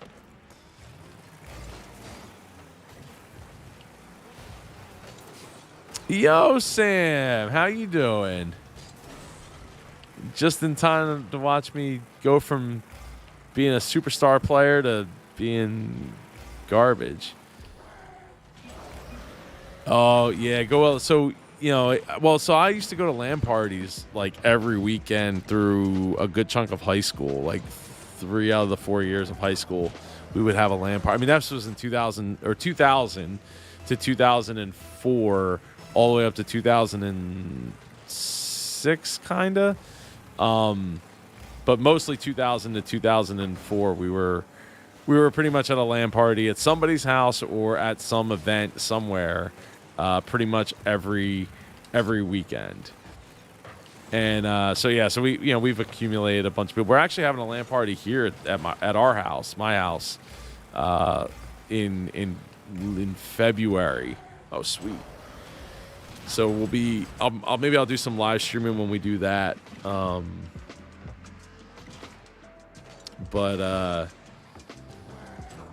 trying to think of what other games like was it Company of Heroes? Company of Heroes 2. Love that as an RTS. StarCraft 1, Red Alert. Love played the crap out of that game way back in the day. Age of Mythology. That's one of my favorite RTSs for sure. Theme Hospital too. Like playing multiplayer Theme Hospital. That was. Oh, what a save! Can we get it back? We got a minute and a half here. Sam, I am doing really, really well. Really tired. Got a lot of things going on here, but overall doing really, really well. How are you doing, sir? Oh, somebody better get in front of that. There you go. Let's go. Yeah, we're doing. So, Sam, the kids. Oh man, the kids have been sick. Like almost every week, they are sick. Right now, Dom is dealing. He got he's been getting sick, and then ends up with sort of getting over getting sick, and now has double ear infections. Double ear infections. So he's been not himself like at all. And then Ava, she turns out she has strep throat. Though I mean she's been complaining that she's been her throat and stuff had been hurting for a while. But yeah, we just found out today she got strep throat. So that been dealing with that as well. And really the hardest part is like not having them in school. No. Ah. You need like an extra boost. Like there's like I need like a double boost button or something. Goel says I spent most of high school playing MOBAs, and it's how I met my wife. What? Wait, what does MOBA stand for again? Massive. I always forget. Is that like League or Dota? That's a MOBA, right? I believe. Yeah, look at that. Let's go. I didn't even have anything to do with that one. Oh, I'm glad that you're doing well, Sam. That's awesome to hear. Yeah. Okay. So I mean, those games I just never got into, like, because I'd just rather play like fast-paced shooter games or this or something, something that's fast-paced. League, Dota, Han, and Smite. Something I played a lot in middle school was EverQuest. I never got into. Well, come on with the clock. Come on, son of. 0 seconds on the clock. It's like the longest second ever. Damn. Let me see here. Oh, this is up. Let me pull up Steam. So CS:GO. I played a mostly gun game in that. I played Apex Legends for a little while. Like a real little while. Enter the Gungeon's fun. I like Fall Guys. I'll play that with the kids. Grand Theft Auto 5 is a masterpiece. I don't usually play single player games, but that was a masterpiece. Growing up, it was a lot of SimCity 2000, 3000, SimCity 4. Those games like really big deal to me. Really big deal to me. Help form a lot of like my thought process and stuff. I love the Madden games, even though they're what they are. I love NHL like the NHL games, and even MLB The Show as well. Roller Coaster Tycoon, of course. You know, who doesn't love that? You're a monster if you don't love that. Wreckfest, Flat Out. Those are some good games. These are games I just have installed. I tried Squad before. That was pretty fun. I remember being into was it World War II Online? That was pretty awesome for its time. I played some Sniper Elite in co-op mode as well. Oh, Sky Noon. That game. I wish that game was free. I feel like more people would play it, and they could like sell items or whatever and make up the money that way. That game is so fun. Sky Noon. It's basically like Quake with the grappling hook, but it's like Smash Brothers. The only way to get a point is to knock the other players off the map.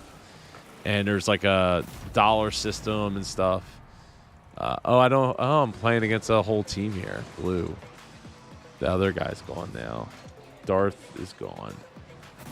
Seems we distracted you. We distracted you from winning. Nah, it's all good, man. I've been up and down all night. Playing. Yeah, it still holds up. Which game were you referring to, Goella? As a long shot, have you ever played a strategy game like Seven Kingdoms 2? I've heard of Seven Kingdoms. I've never played Seven Kingdoms. Dude, back in the day, I played like the Hero Might and Magic. Oh, GTA 5. Oh yeah.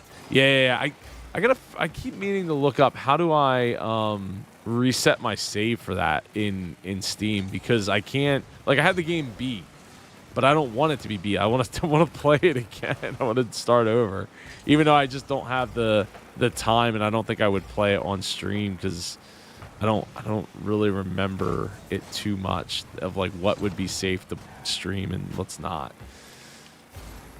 Unless there was like a PG-13 button or something in the game where I could just hit that. Like, just want to do the missions again. That game was awesome. I mean, I played all the GTAs, you know, starting with GTA 1 and GTA 2 and was it the GTA 1969 or whatever it was. How was your first computer? When I got my first computer. Oh, wow. Yeah, I'm trying to think of like there's like a bunch of other games that I've played over the years that like that maybe weren't like super popular. Like I had a Wheel of Time. Oh wow, they didn't get them. They didn't get that. I had The Sims 1 when that first, like literally when it first came out. I got it delivered to the house on launch day. I was like blown away when that game came out. And then I never played Sims 2. Though I think Matt, my boy Matt, he got into Sims 2. Sims 2 or Sims 3, like, real heavy. Like, real heavy in the Sims series. Or specifically Sims 3, I want to say. My daughter plays Sims 4. But I don't know, it's just so much thinking and so much to do. Oh god, I should have just parked my butt in front of the net. I tried playing again. I had no idea what to do. Playing games as a child was hard. I can't believe I managed to do it. You know, that is so true. That is so true. There's so many games where I'm like, oh, this would be awesome to play with the kids or to let them play. And like I want to like well, one of the games we played, like my favorite, the two favorite RPGs of all time. Because I don't play a lot of RPGs because I'm a really slow reader. So for me, like reading and and gaming is not something I want to do together generally. Oh, nice. Oh boy, come on. Final Fantasy VI, which was Final Fantasy 3 in the States back when it came out, as well as let's go, Chrono Trigger. So like when the pandemic first hit, and we were home a lot, I I installed Final Fantasy VI on our Fire Stick in the living room, and I sat there and played through it with my daughter and my son to a lesser extent because he was 2 at the time. So he would kind of hang out for a little bit, but not as much as Ava would. Ava would like hang on every word and the story and everything. And yeah, so after we did that, I installed Chrono Trigger and played that with her. Hey, Dusty, how we doing? Where are you watching from? Are you in Bel Air, like California, or Bel Air, Maryland? I don't know if it's spelled the same way though. Oh, I whiffed. Come on now. Hey, somebody get to it. Somebody get to it. No. California. Wow. Well, that is, if it's Bel Air, California, man, Dusty, that's pretty cool. Not everybody gets to say that. That's different.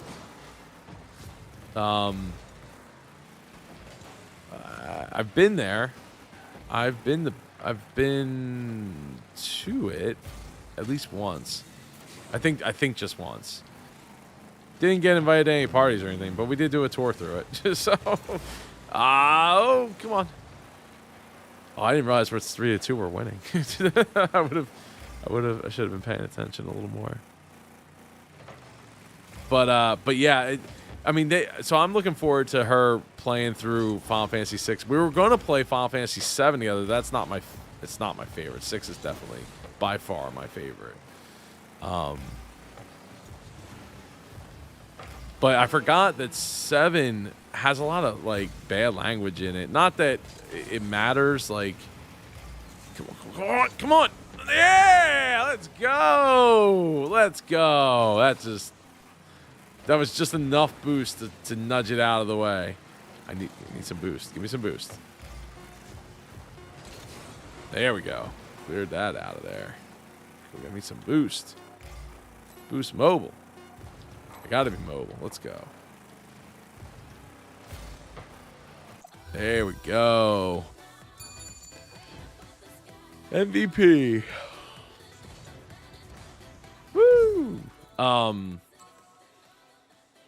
But so one of the games I want to try out with them is like EverQuest, because EverQuest is free now. But when I tried to go back and play it with like Matt and Paul and my other friend Jason, I'm looking at it and I'm like, God, how did anybody play this? Like, how did we play this? Like as kids, like, at the time it came out in '99.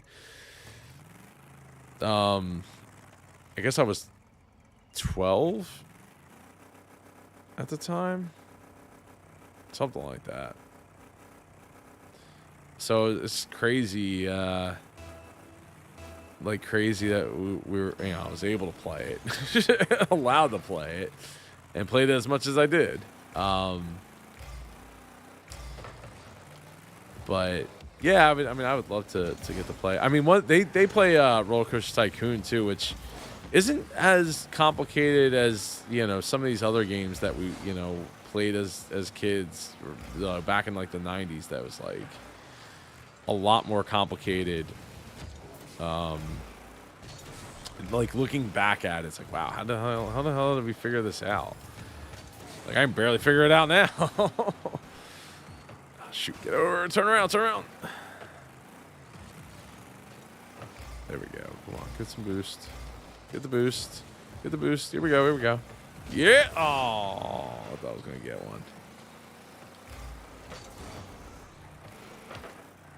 one. Yeah, the other thing about, like, the other game that my boy Mike was trying to get me to play is Ultima Online, because apparently that is still like it's going strong. It's still going strong officially, but there's also like other servers, like privately owned servers that you can play in. I think Outlands is the one that he plays in, and I think he said was it Shroud? I don't know, one of like the pro gamer, famous pro gamer people. They play in it, but they don't stream it because they don't want their house to be like bombarded by people. Should have boosted to it. Do they play Roller Coaster Tycoon 3? No, they don't. They play Roller Coaster Tycoon, I'm going to say 2. 2, because, I mean, 2 is basically 1, but more refined. Yeah, I think 3 is not as good as a whole anyway. There's a whole documentary about it, about the whole series and, like, why it's so different and like why it got different and all that, because like the creator, was it Chris Sauer, I think his name is, or Sayer, he bailed on it and he doesn't do interviews or anything anymore, because they tried to get him for the documentary, that he wasn't going to do an interview, which is kind of a shame. Speaking of interviews, a game I liked as a kid too was Black and White, which you can't even play anymore. I have a copy of it on CD, and I believe I probably have the box for it as well, up in the attic with all the other boxes of game boxes I have. But Black and White was great. Yeah, Roller Coaster was an insane project. Yeah, nice save. Let's go. Whoa, I almost pooped bed there. It was an insane project. And that's why the game is stood up, man, because it's all machine code. They killed it. Or he killed it all by himself, doing it. And that's like the power of like a passion project, when somebody's that passionate about the thing that they're doing. It shows, because they're willing to do. Yeah, I mean, how did I not get a save for that? Come on. Oh, that stinks. Give me that boost.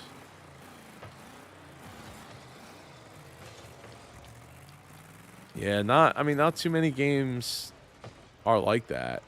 I forget what the name of the channel is. They did a documentary on this as well. And it's really, oh, thank God you missed. All right. Come on, get that boost. Get the boost. All right, somebody smack it in. No.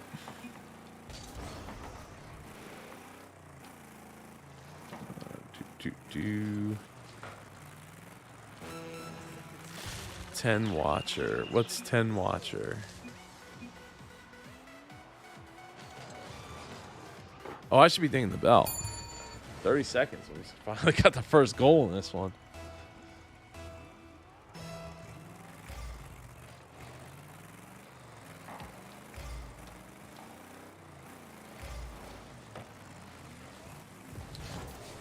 Oh, another game series I played. I love Star Siege Tribes. Like the first one I loved. The second one was okay, and everything else after that was just okay. But Star Siege Tribes was so good at the time. Oh, another game. Metal Slug. Yeah, I never played too much Metal Slug. I've played it like in passing. Those side-scrolling shooter games. Never was really good at them. Like Contra. Like I enjoyed Contra, but I never was really that good at it. Goel says, why is it when corporations take over game companies, the quality is reduced? Shouldn't they be incentivized to hire passionate creators as a kind of R&D gamble? So the thing is, they're incentivized to not take risks. They're incentivized to make sure that, because shareholders demand profits, lots and lots and lots of profits, and they can't be taking risks, because if the game doesn't sell well,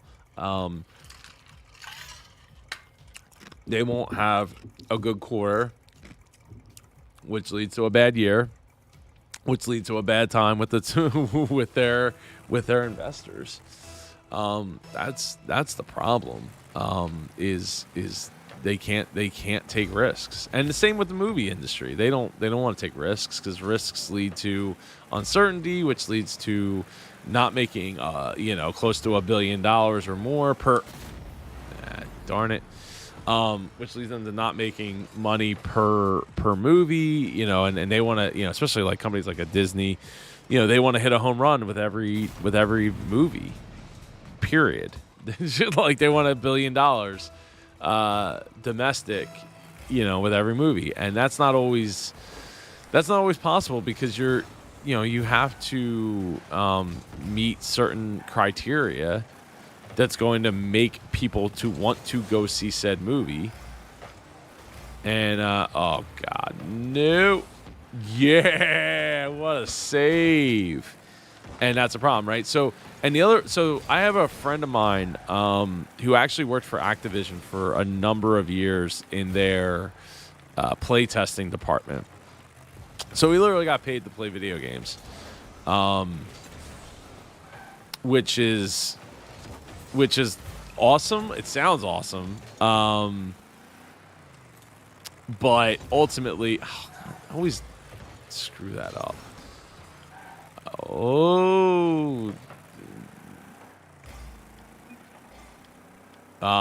But ultimately it's not. You're under a ton of pressure to like play the crud out of the games. And that just creates a bad work environment. Can't take off, can't do you just can't take risks, right? Because you're under the gun to produce a game in just a couple of within a 2-year time span. So you ain't got time to like take too many risks. It's just like you see with like games like Madden, right? Like they can't take risks with come on. Can't take risks with that because it's a cash cow, and if you make the game too many changes, people don't like it, they don't buy it, then you're having a bad time with your stock. So that's why it's like it's really important for indie games. That was one of the things I loved when I went to MagFest. They had like a whole indie arcade section where all these indie developers had their own arcade machines. They even had a whole like section of Super Nintendo, Sega, and other consoles that with their games, they're like homebrewed games on them. And some of them were actually pretty fun. I don't remember the name of the one we played. Like we played a ton of it. Basically, it was like gun game.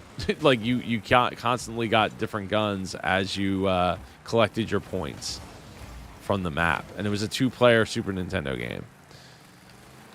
And it's like super basic, like just one map, and it's very like the original Super Mario Brothers type, like with the where the Goomba, or not even Goombas, what turtles and crabs come out of the pipes from like 1981,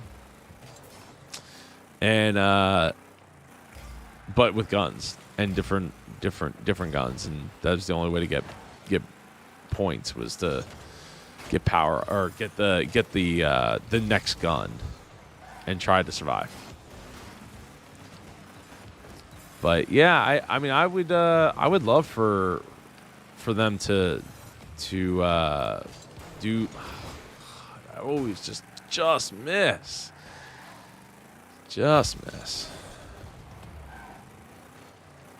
I would love for them to take more risks.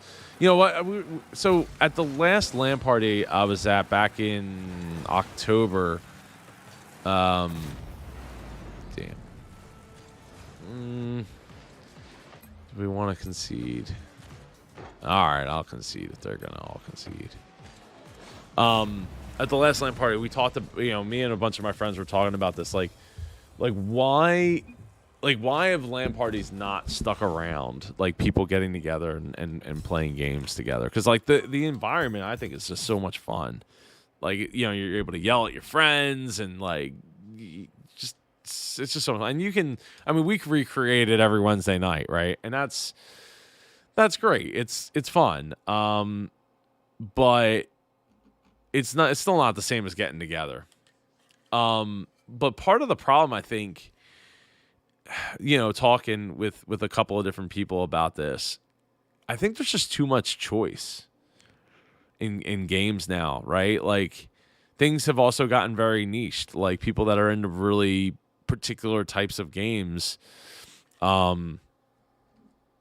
not going to,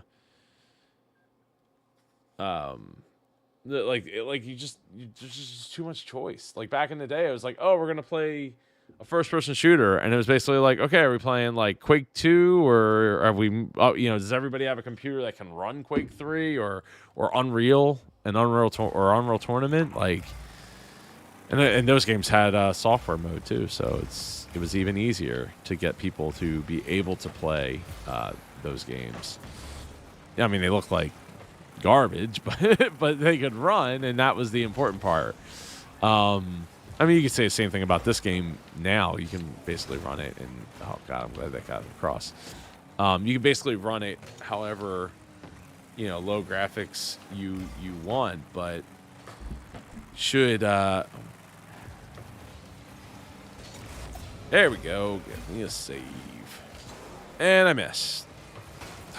He's just barely missing there. So like what, right now there's just so many games and out there that like getting everybody to play the same game is such a hassle. But I mean, I don't know. I guess I could say that even back in the day, like when we had like Battlefield 1942 was the big game, and like I don't know that I've ever been at any LAN party, and I've been to like QuakeCon, and like a bunch of like we had the GXL here in South Jersey that we were putting together. Me and like a lot of people, and I was a part of the team, I should say.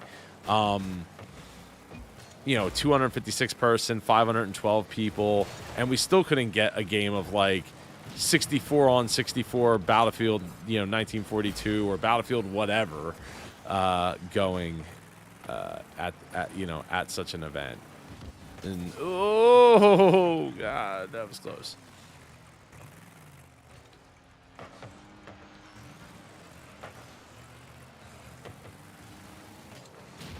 So it's disappointing that it's so hard to like pick a game. And it's funny because like even on our Wednesday nights come on with the crossbar. All right, cool, there we go.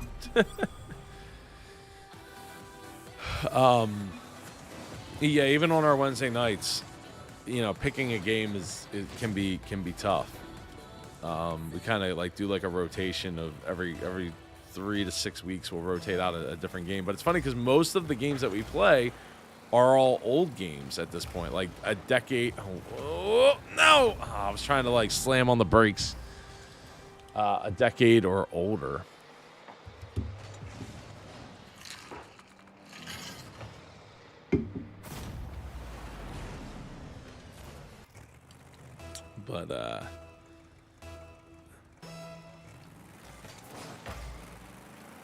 But with that said, I mean, I also remember there being a time where I didn't love the games that we were playing either. Ooh, that was nice. That was nice.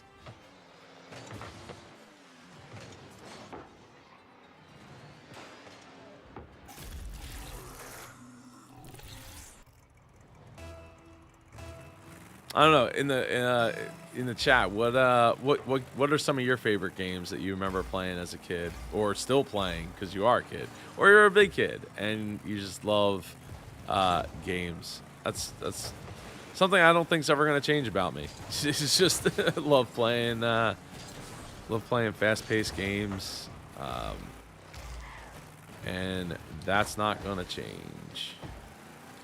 So I appreciate you all watching now, especially, because I know the channel is mostly about business and stuff, and we can, my rank? Well, I haven't really, man. I think my rank right now is not anything to write home about. I don't even think I am. I'm not even ranked because I'm playing casually. I've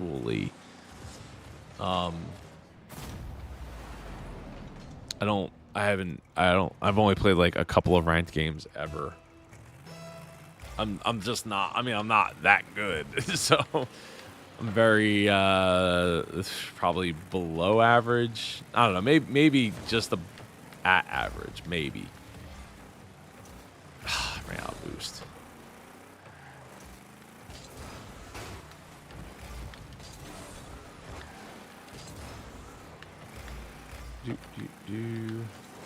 So let's see. I'm currently playing a card game on my phone, Yu-Gi-Oh! Duel Links. Yu-Gi-Oh! Oh, you know what? That's another game that I was into. Well, oh, good. It missed. They followed up.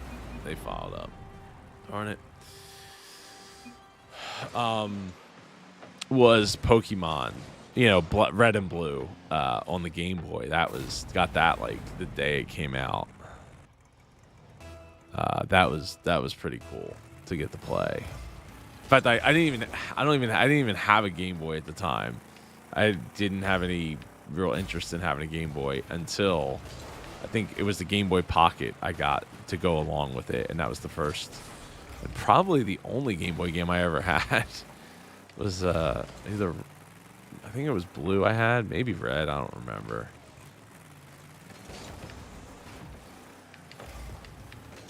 But yeah, Yu-Gi-Oh! is stood the test of time there. You know, I always kind of thought it was kind of like a fad thing.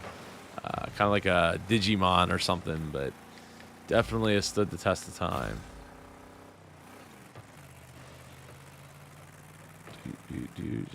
Just chill here, and is it gonna be too high? Crossbar again. That crossbar gets me every time. So is anybody? Oh no! Okay, good. Somebody's there. Is anybody excited for football this weekend? I hope. I mean, clearly, I'm excited.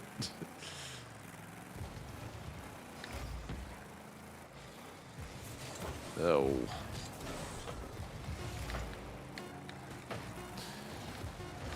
Oh, shoot. Shoot. If you give me a few seconds, I will gladly run. No problem. No problem, Goella. Shoot. No!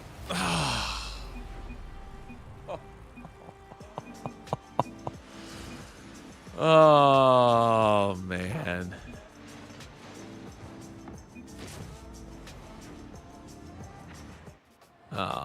You know, one of the things I hate about this game is the overtime. You know, at the end of the match, you get, like, sometimes you get seconds, sometimes you don't get seconds, and then it resets to go into the overtime, and I hate that. I really wish it just kept playing. Like, to keep that stress level up, but that kickoff sometimes, man, it just it gets you. It gets you.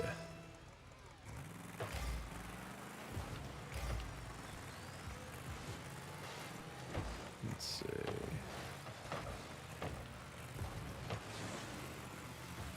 Oh no!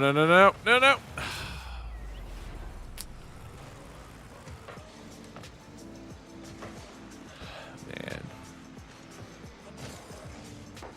Let's see what the what was the last hour? The last hour channel brought in 998 views. 1100 the hour before that.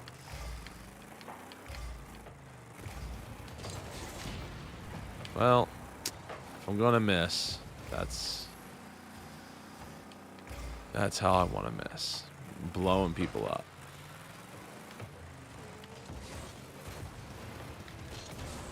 Jeez. We'll find ourselves really down here in a second.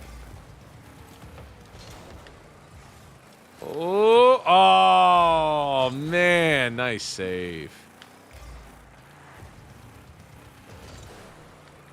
Well, run into each other. Doo-doo.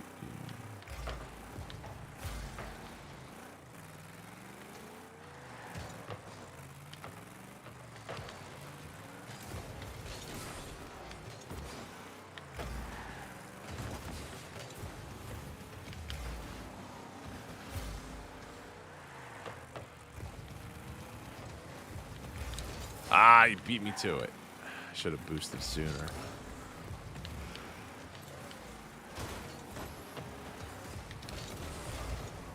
Oh, got lucky there. On the ground, get on the ground. Turn around, turn around.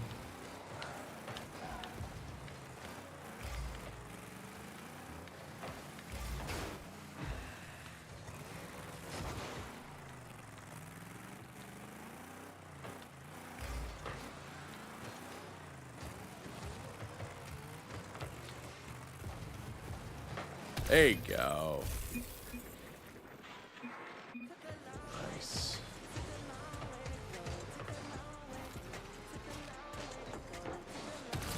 You know, I just realized I could actually, I have the couch on like those plastic sliders. I could just like slide the couch over here. I mean, it's a 32-inch panel, so like, I mean, it's not a 64, but at least it's 144 hertz versus like a 120 with a much slower response time on my TV over there.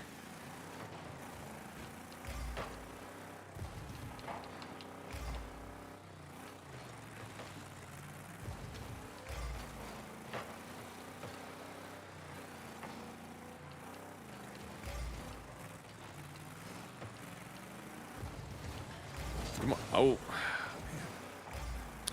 What's up, Marcus? Yeah, everything's going well. I mean,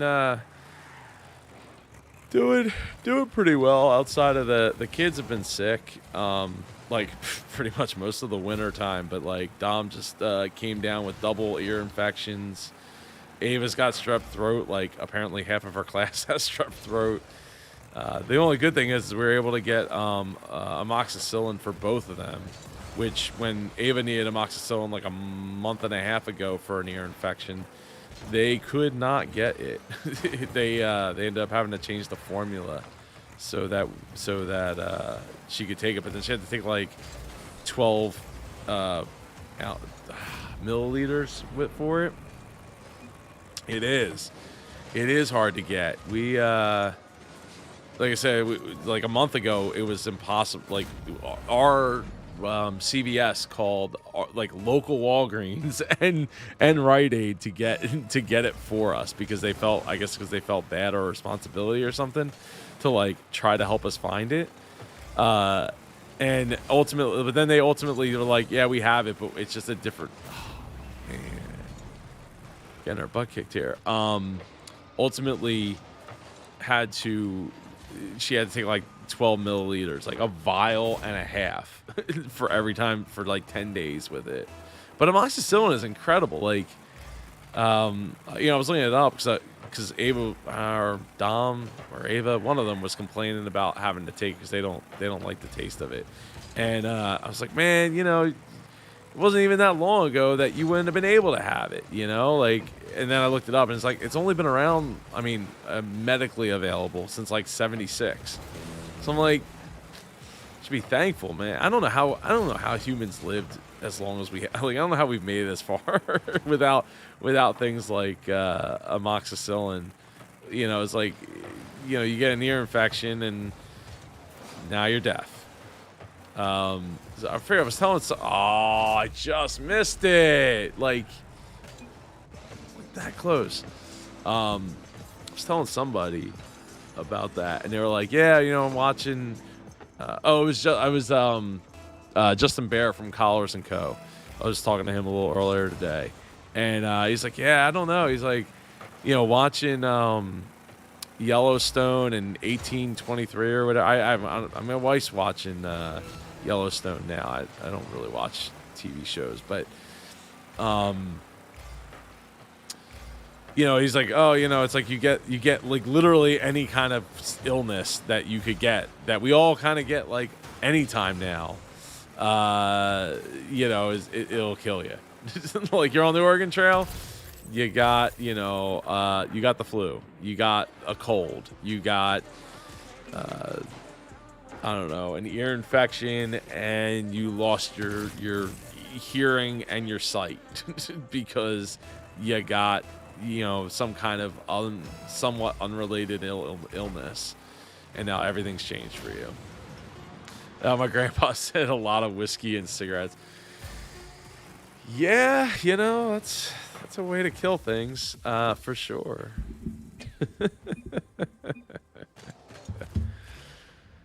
Oh man, it's 2:20. I'm gonna have to go to bed soon.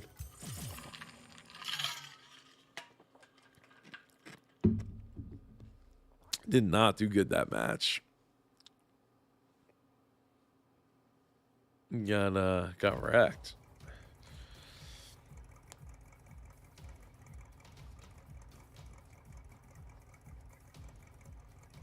Hopefully they give me some good players to play with.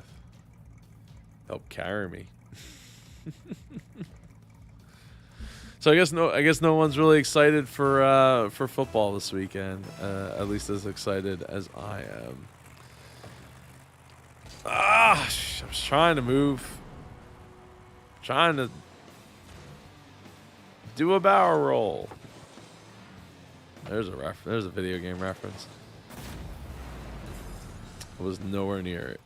That was a Daria handout in volleyball kind of effort. No.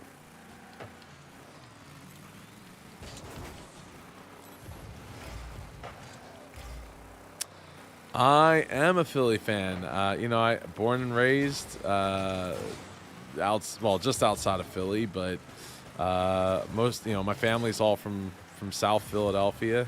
Still have family in South Philadelphia for that matter. Oh jeez. Oh my God, I whiffed on it. Yeah.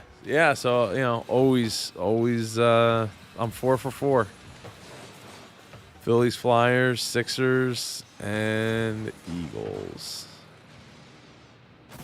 But it helps that I really do like the Eagles, especially the Eagles organization. I feel like they put together a product that we can be proud of and not do slimy things like certain other owners in the NFL have done. Looking at you, Mr. Snyder and Mr. Jerry Jones. Oh, you're Cowboys fans. Look, are you Marcus? Are you from Texas? Do you live in Texas? Do you have family in or from Texas? Like that's the thing, right? So I don't have as much of a problem with Cowboys fans as some people do. I have quite a few friends that are Cowboys fans. Majority of them. Ooh, oh, nice save. That was beautiful. The ones that live in Texas, I don't have a problem with them. The ones I have a problem with are the ones that live in Philadelphia and have never been to Texas, and they're Cowboys fans because their daddy was a Cowboys fan, or they grew up in the time where Cowboys were on the television every week, and that's how they became a Cowboys fan, because they were front running and that's what they played on TV.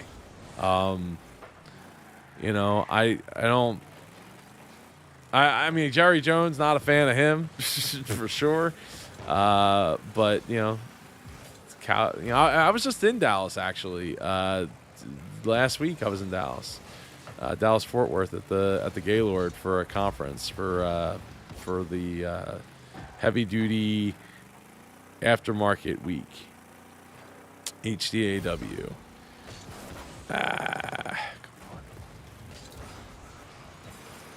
And I've been to Dallas. I think that was my third time ever being Dallas Fort Worth. First time was for a LAN party. Was for, you know, speaking of LAN parties, for a LAN party, QuakeCon at the Gaylord. Come on, come on, no. See, it's so annoying that they're like, how can you be on the blue team, but you have an orange car? It's just very infuriating. Speaking, all right, so anybody that's been listening for a while, you know, talking of games, one game that I love that I can't believe I forgot to mention, and have played a ton of, is SWAT 4. Me and my boys, we played a ton of SWAT 4. That game, it's sad there isn't a SWAT 5. Like, it's like legitimately sad that they did not get enough success with it to justify a sequel. But that's one game. Speaking of your teammates looking like enemies and your enemies looking like teammates, where everybody basically looks the same except for the stripe on their back is red or blue, depending on if you're SWAT or terrorists or whatever they call them in the game. And man, you think you're doing good, and then all of a sudden something comes flying out of nowhere.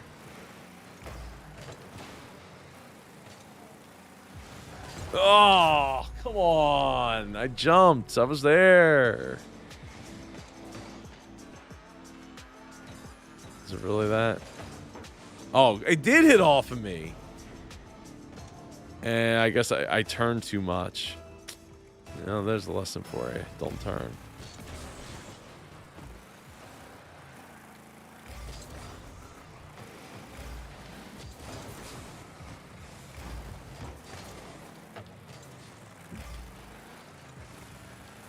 Woo!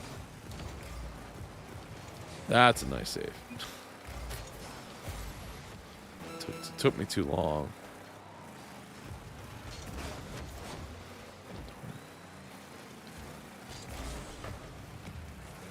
Yeah, you know, you're right. Fruit snacks. Jacob, you're right. I need to. I am playing with random teams. Yeah, in casual mode.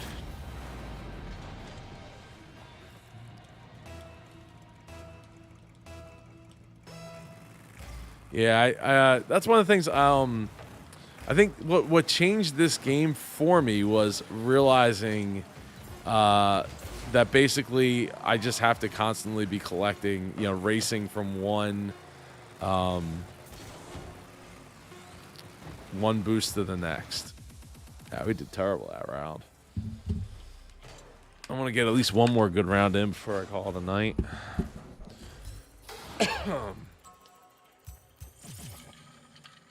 Oh. Mm.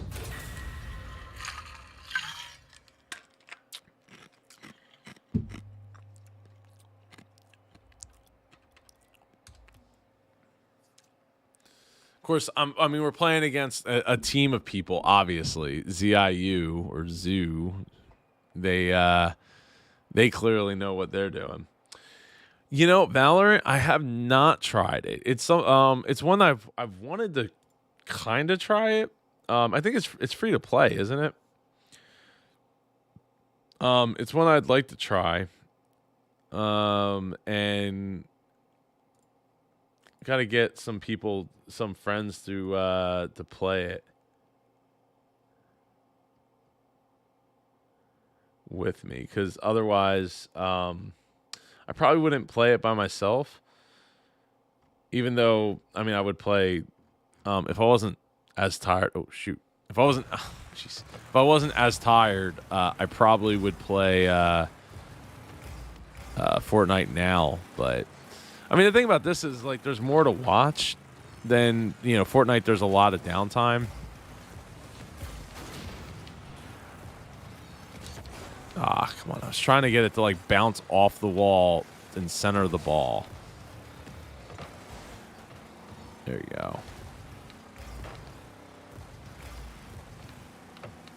Come on. Ugh. There we go. There we go. There we go. There we go. Come on. Come on. Ah, it's too hard. It is free, but can be toxic. All right. Well, you wanna elaborate on that a little bit? Why is it toxic? Is it the players, voice chat or whatever? Is that toxic? Because I mean that's always toxic. Oh, that's a nice hit off the top. Nice hit off the top. Oh, what a save! There you go.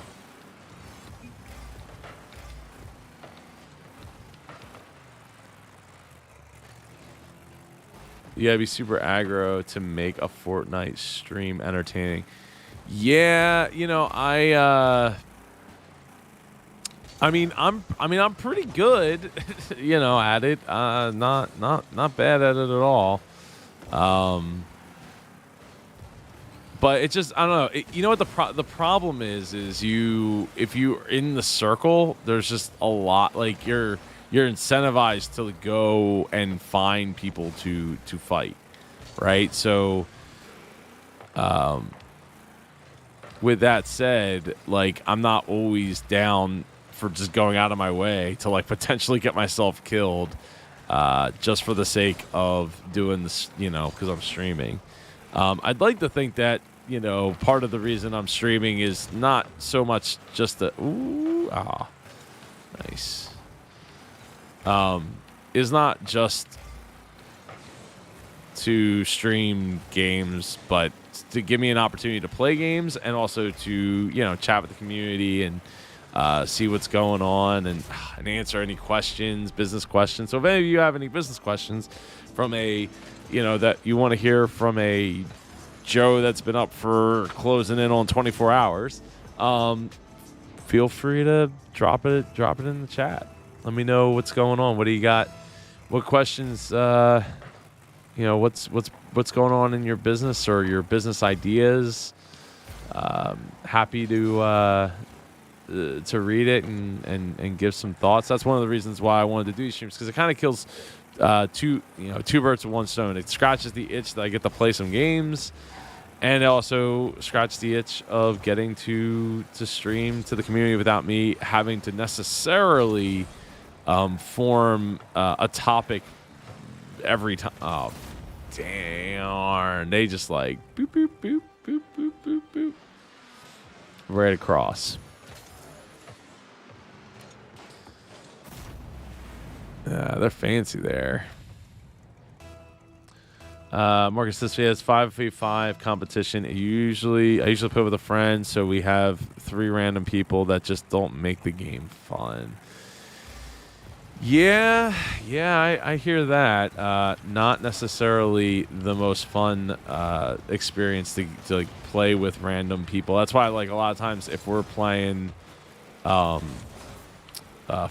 I'll just play with, we'll just play duos or trios. If I have me, Dom, and Matt, or with Ava, we'll just play the 4 of us and see what's see what we're able to do.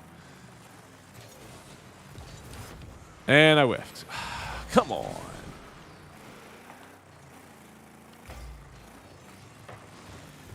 Oh, damn. We're already down 2-0. I didn't even realize.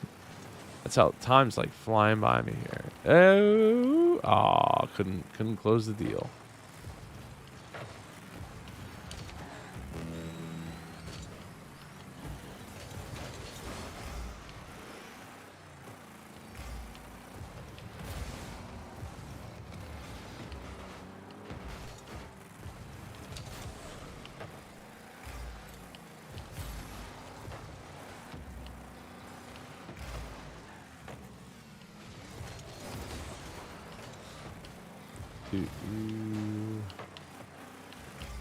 Oh. Let's go. Go. Oh, my God. Nice. Man.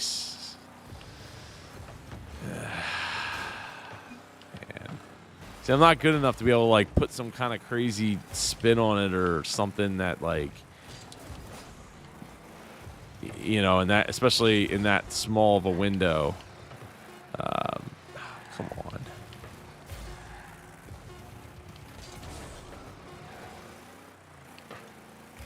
Nice.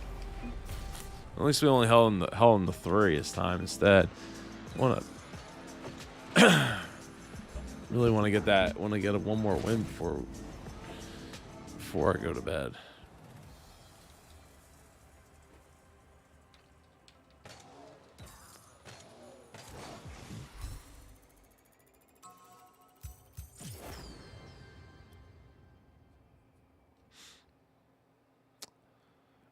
Marcus says, me and my wife love Shark Tank, and that's how we came to your channel. We love your vids and how knowledgeable you are with business. Well, thank you, Marcus. I appreciate that. Yeah, Jacob, it is the same team as last time. It looks like I'm gonna exit back to the main menu because I don't want a rematch, and that's what's gonna end up happening is a rematch. And they're just, I'm too tired, and they're way too good, and I'm not getting enough people. Not able to get a good enough help to elevate, unfortunately. No, that means a lot. Oh, welcome back, Goilla. No, Marcus, that means a lot, man. I try to bring all the experience that I have, and not just that I have, but the people that I've gotten to meet over the years, especially like from my family's business, but also the interviews and stuff that I've done, hundreds of interviews with entrepreneurs from all over the world, and all the private conversations and things I've had with different people in business and around business. So I really try to bring as much as I can to the table every time. I really, I think, I think I love the challenge as well, of always being able to try to relate something back to business, and find the business lessons in almost anything. Jacob, so my family's been in the trucking industry since the 50s, with my great grandfather. And there was, after he got out of the trucking industry, him and my great uncle and my grandfather got into the truck repair industry in the 60s. And that company, can actually still exist to this day. My grandfather, he left the truck repair business to go into truck parts because he felt like he wasn't getting good enough service in that industry. So he started his own company called Pardo Truck Parts in 81. I wasn't born until 86, but my dad started up.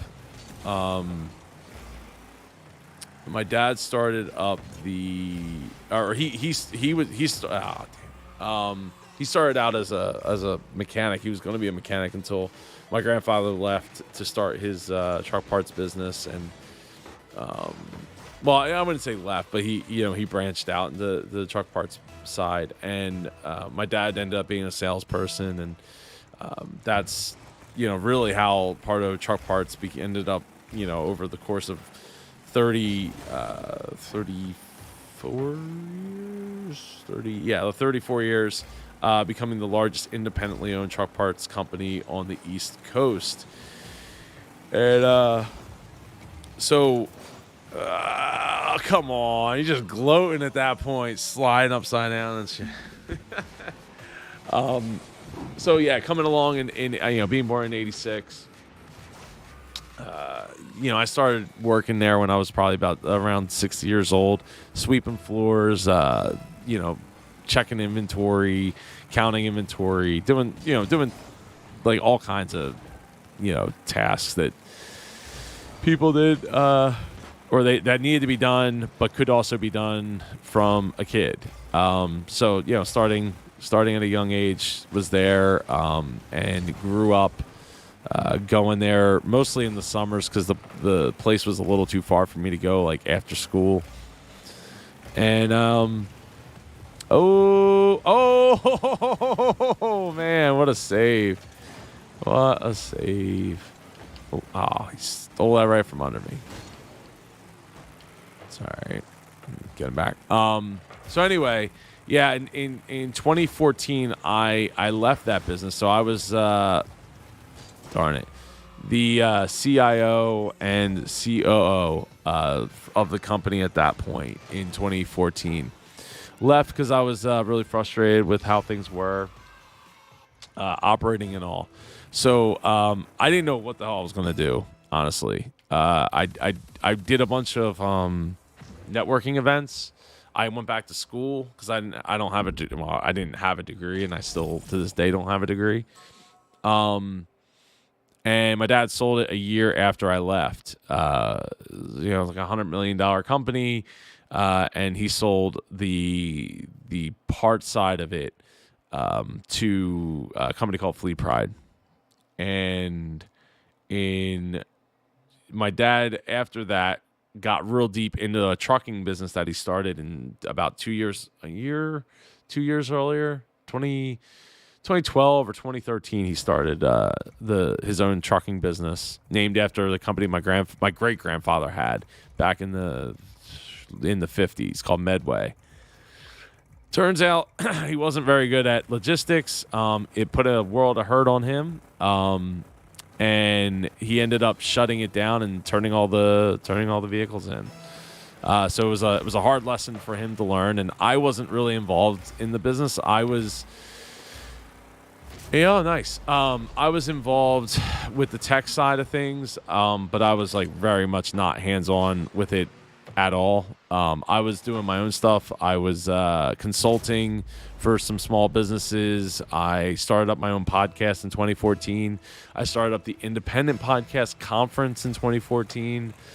So it was a learning process, right? Because I had never really worked outside of DJing for some clients here and there, and building a couple websites here and there for some clients. I never really worked for anybody else. Or anything like that. So it was a lot of learning process there. So in 2018, I ended up coming back because my dad shuttered the trucking company in 2017. 2018, he goes back to Pioneer, which is the truck repair shop. My great uncle had passed away. My grandfather had passed away back in 2009. So so he goes there and he rebrands it as part of Fleet Solutions. And basically goes back to what he knows, which is, truck repair and truck parts. Oh my God, that was nice. That was nice. See, that's when you have that control, that special control, that you know how to like jump straight up and just kind of like push off. 2018, he convinces me to come back. We weren't really close at that point. We hadn't really talked much. We were talking more starting in 2016 though, than we were prior, because my daughter was born, so he was coming around to see her and stuff, but we weren't really talking all that well, communicating. And I say this because I think it's important that that we all flipping over.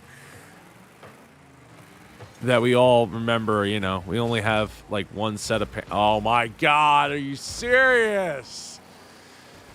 Oh, come on, dude. Missed it. Oh my God, everybody missed it. So yeah, so I so he asked me to come back because he needed help getting the operations up to speed, changing out the computer system that they were using, because they were mostly using pen and paper to do everything. Oh, God. But yeah, so I came back in 2018. 2020 came, pandemic happens. My son has a reactive airway disease. He was in the hospital twice in December and in January for breathing issue complications. So I was like, well, we're not trying to find out about this virus. So I stepped back from the company and eventually returned in 2020, last year, 2022, in April, I think, to, basically come back in and clean up some of the mess that was been generated over the last 2 years, because they're not as organized and stuff as I try to be.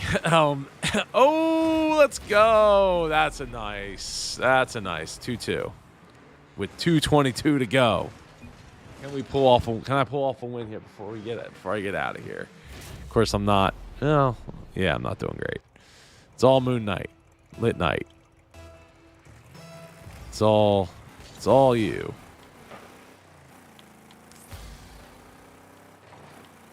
So yeah, so so it's all truck repair, truck parts. We also have it's mostly in this area: Philadelphia, Baltimore, all the way up to New York, and like eastern Pennsylvania. But we do have a call facility. Oh, man, we have a call facility overseas that does. We have like contracts with repair companies east of the Mississippi. Yes, let's go.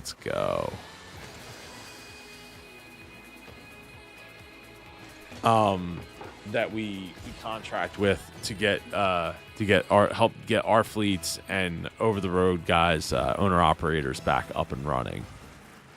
So that's a little bit about my background.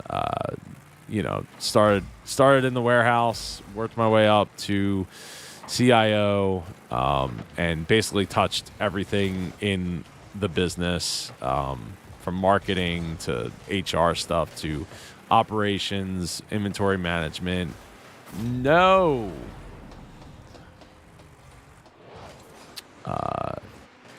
And everything in between. So that's where a lot of the experience comes from. And watching, my grandfather, watching my dad, watching the other, key management people over the years, and then making adjustments and changes and stuff like that throughout the years. And then my own stuff. We talked about some of the different e-commerce businesses, the Independent Podcast Conference, my podcasting business, consulting business, merch sales, and things of that nature that go along with those businesses. Oh, thank you. Yeah, I feel like that was totally by accident.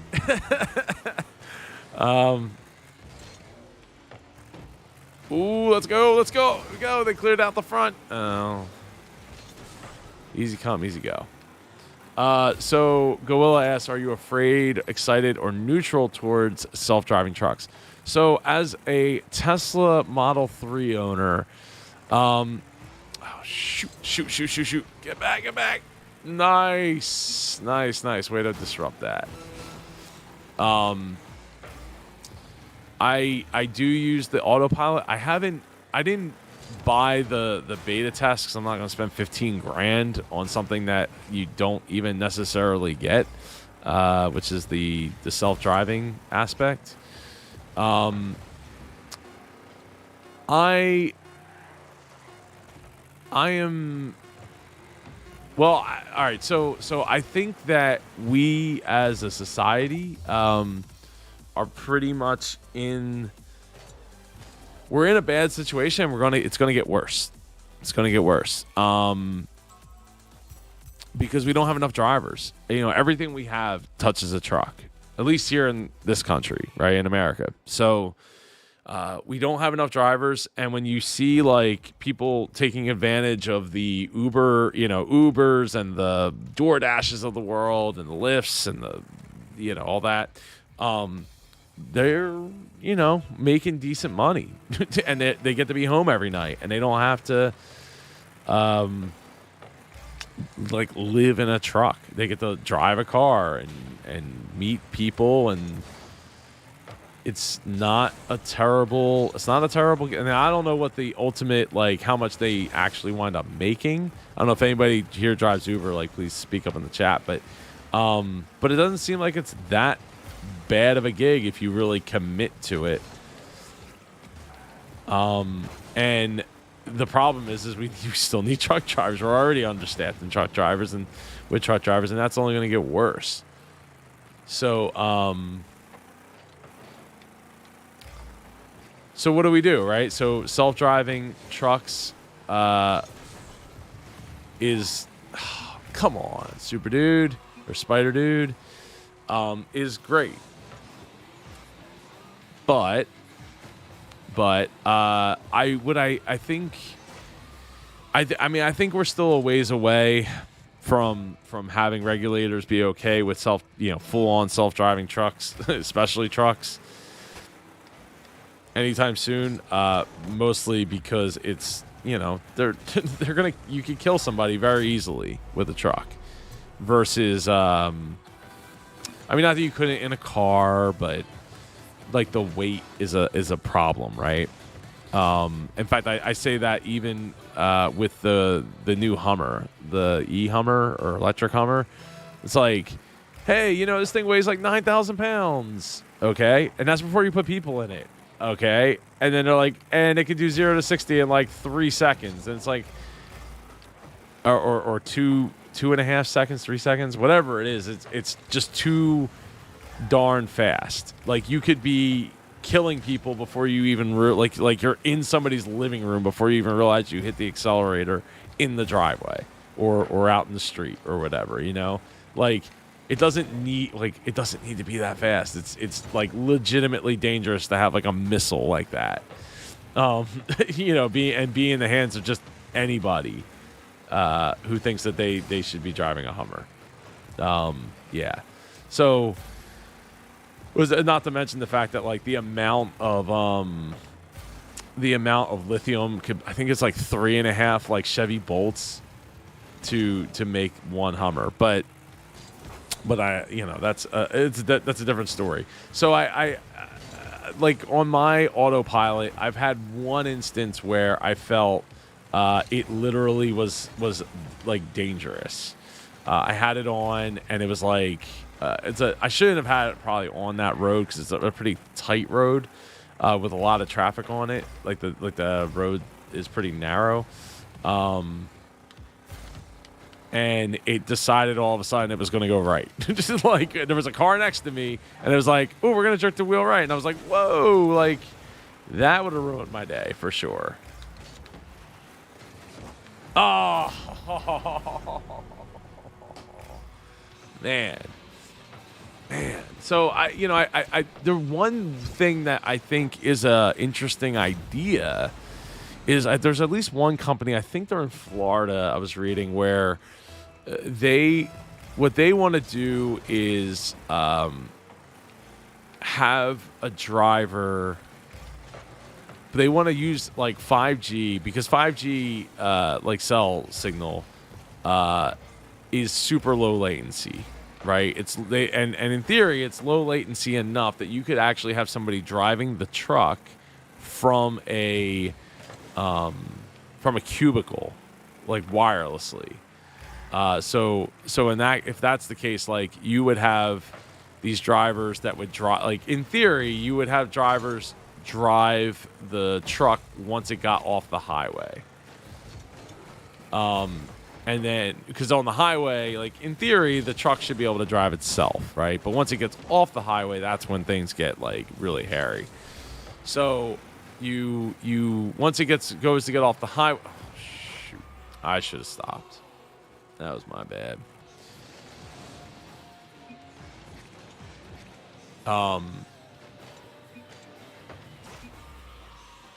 Yeah, once they get off the highway, you would just have like these people sitting in like a cubicle, and they would be driving the truck to like getting it to the spot, like the loading dock, and doing all the backup and stuff, utilizing 5G to do so. So I think that is something. I also think that like if you could, because part of the problem too with being and you could speak to this, Marcus, not being able to most drivers want to be home at night. They want to. I mean, my stepdad is been a truck driver like most of his life, outside of when he was in the army. So like I have a lot in trucking, which is funny because like I'm not into trucks like that. But you said, Mark says, I work in the oil and gas industry, more on the chemical side. Glad your family business is still running strong. Yeah, and it's been really strong. It's grown significantly since my dad took it back over, starting in 2017, and then once I got there, and they basically put the systems in place to be able to grow it even further. So it's really really awesome. Benjamin, you just got your. I assume you mean CDL, or I don't know what a CLP is. But congratulations if that's whichever that is. But please describe unless you meant CDL. Marcus says, I have a Class A in CDL hazmat, and this is the first weekend with my family in 2 weeks. Marcus, that's exactly why. So many are just like, yeah, I'll just go drive for Uber. Yeah, I'll just go, run DoorDash or whatever out of my car. I can be home every night. I can make a decent, as long as you commit the time to it, you can make a decent amount of money, and you can. I mean, from my understanding, like one of my friends did it for a little while to make some extra cash. Basically he was getting crap runs, unless he really committed dedicated time to it. It wasn't going to be a thing that he was going to be able to make like a ton of money at. And that's understandable, right? They want to give the best routes to the people that are most committed to what they're doing. So, I mean, it makes sense from a business standpoint, but it just sucks, but from a marketing standpoint, they're always like, oh, you can just make some extra money or whatever. And it's like, yeah, you could, but like, I don't know. When he tried doing it, it was like, oh, you can deliver this McDonald's, and the McDonald's is like 20 minutes from where he is right now. So not exactly great. It's a commercial learner's permit, a step towards the CDL. Okay. Awesome. That's awesome. Yeah, I mean, we need drivers. So I mean, it's the problem though is we gotta, as a society, like we're all paying that fee.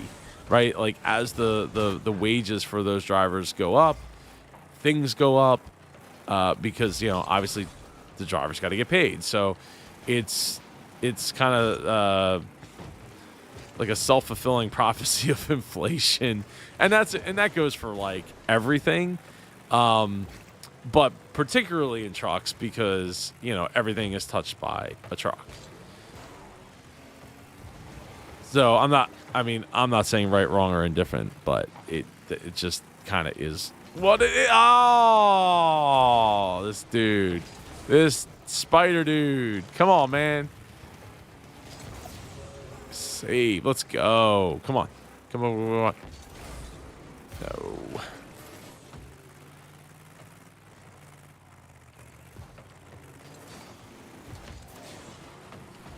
Come on. Go. I'm always like just a little bit off.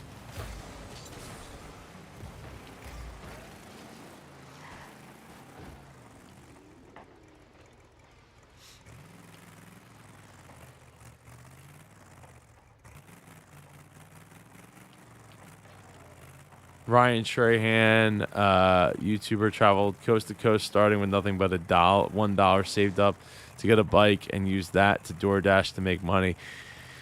Yeah, I'm familiar with him. I think I've only watched like one or two of his videos. I know he did the thing with the penny or something. To make it even harder. Yeah, pretty. I mean, pretty. I mean, assuming that it's all real, pretty incredible. Pretty incredible. I mean, you know, it's Oh, let's go. Let's go. Um, yeah, I mean that's pretty. I mean that's stuff, and that's kind of stuff like. There's so many other types of videos I'd love to make. I just don't have the time to be able to dedicate to them on a consistent basis. Which is a shame because like I did the one. I don't know if any of you have watched the video I did where we helped her double this lady's sales in her Etsy business. But that video, I mean, I loved making that video, but that was a whole like day, more than a day, of shooting, and it was a whole lot of editing that I did myself back in 2019. I was planning on doing more of that, but then the pandemic happened. Well, I had my conference, my 5th anniversary of my podcast conference. I had to pay attention to that, and then shoot. No, how did I miss? Ah.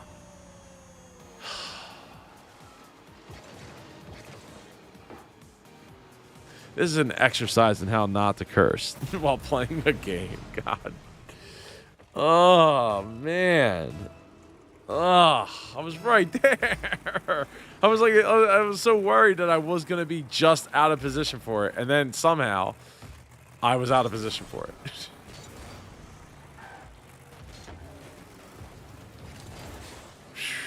Should get a save for that.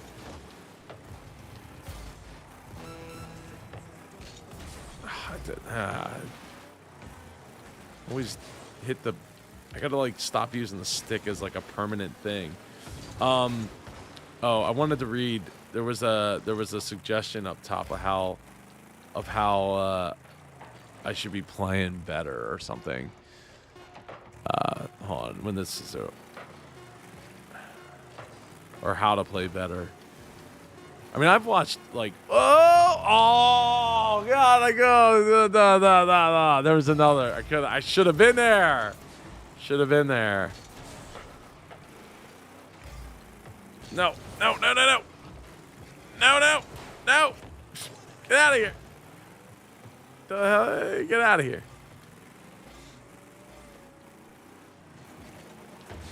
Come on. I don't have any. Oh, there's an epic save. Let's go. Give me a thing. I need a thing. Give me some boost.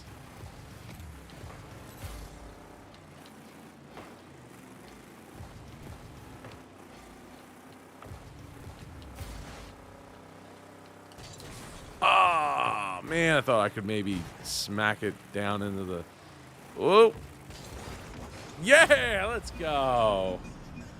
Ding dang. Now, what was let me go back here in the chat. So you got to fly up to the ball when it's coming down. Other team keeps taking it from you because they go up for it. Just jump, point, and boost.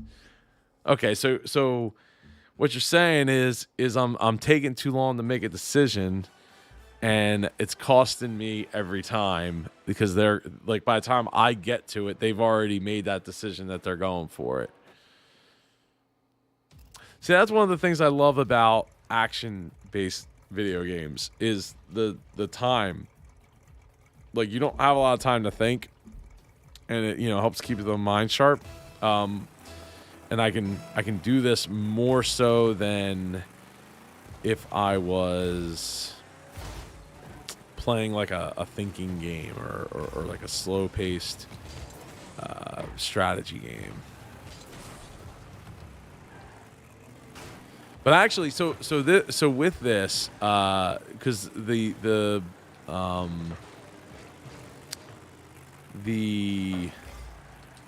playlist for this series on the channel is actually called Explaining Through Gaming, and my goal was to actually like originally play like video games that I could relate like business stuff to. There's the yawn. Yeah, I think I'm done. I think I might be done after this one.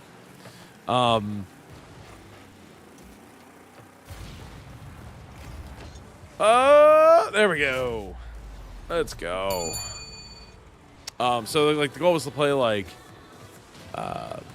Lemonade Tycoon, yeah, like or game developer tycoon, or like Prison Architect, or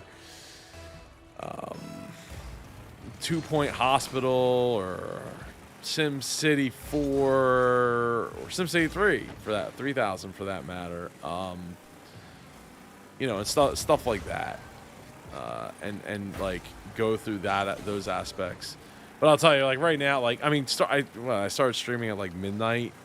There's no way I'm playing a game like that.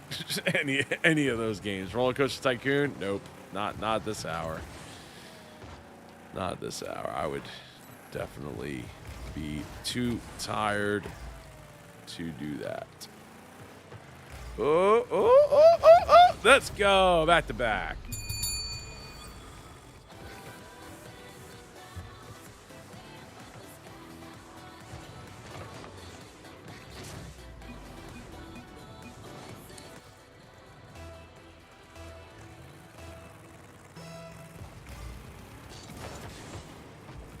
Love when that happens.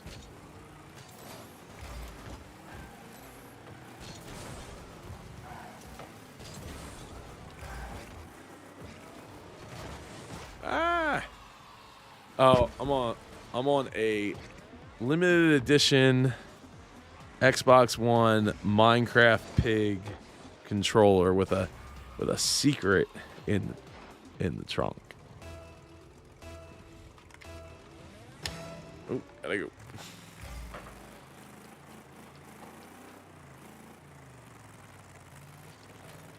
Yeah, I can't play this game on keyboard and mouse. I've tried. It's not. Oh, shoot! I should have just went for the hit.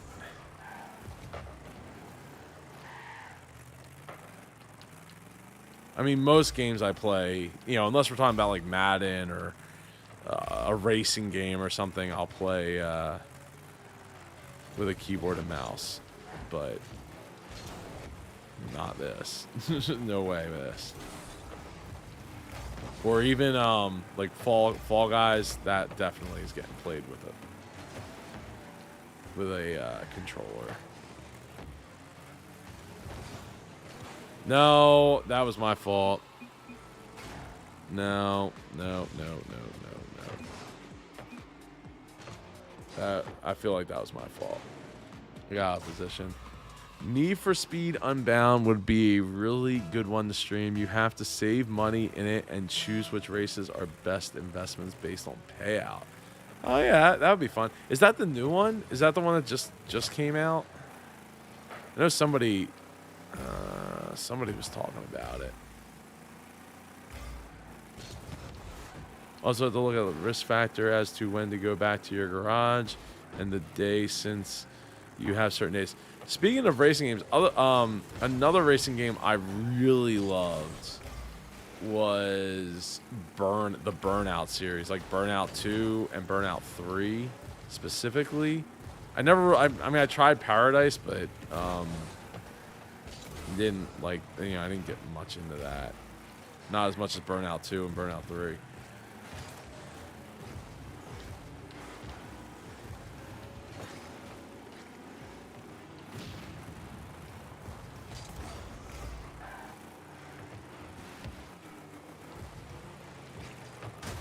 Still have trouble recovering in the air like that.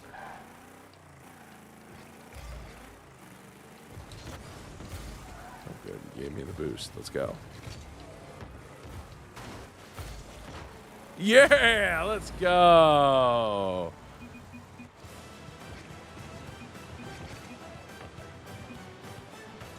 Let's go.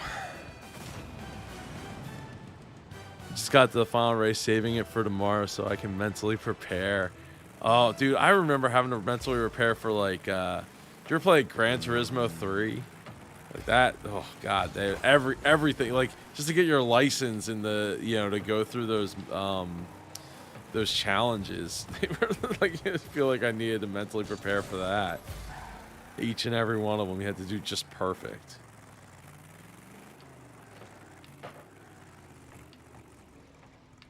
All right, here we go. Here we go.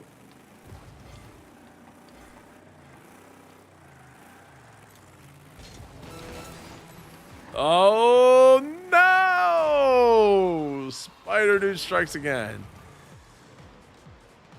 Come on.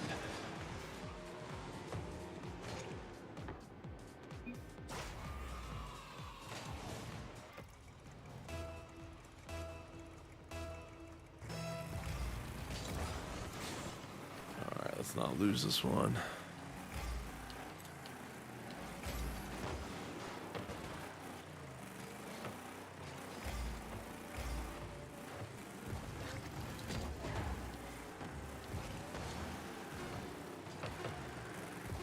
Oh, come on, hit it, hit it. Somebody hit it. Oh, no, no, no, no, no. Go, go, go, go. Go, go, go, go.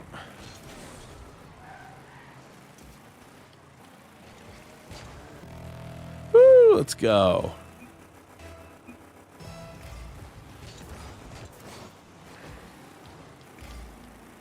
All right, so we got at least one guy says he's defending. See if he actually is. Darn it. That's the other problem is, like, when I miss, I'm, like, so far out of position. But I feel like you have to, like, gain so much speed to be... Oh, come on. Come on, Joe. What are you doing? To be able to, like, to get the ball to move. Oh, I should have jumped. Oh, man. Ooh, go under it. Boost.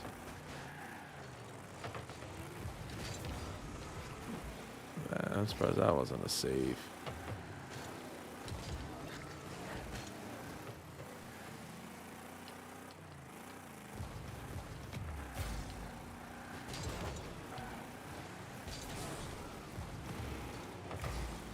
Woo! Go, baby, go. Oh. Oh, didn't hit on.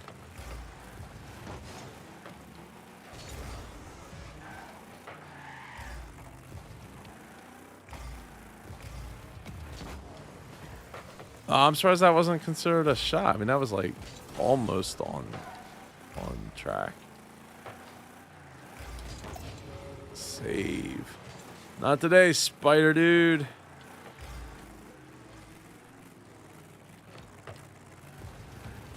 Oh.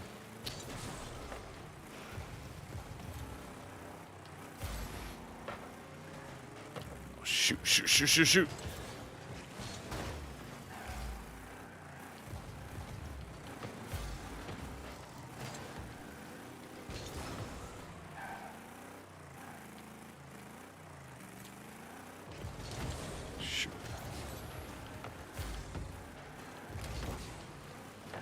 Come on.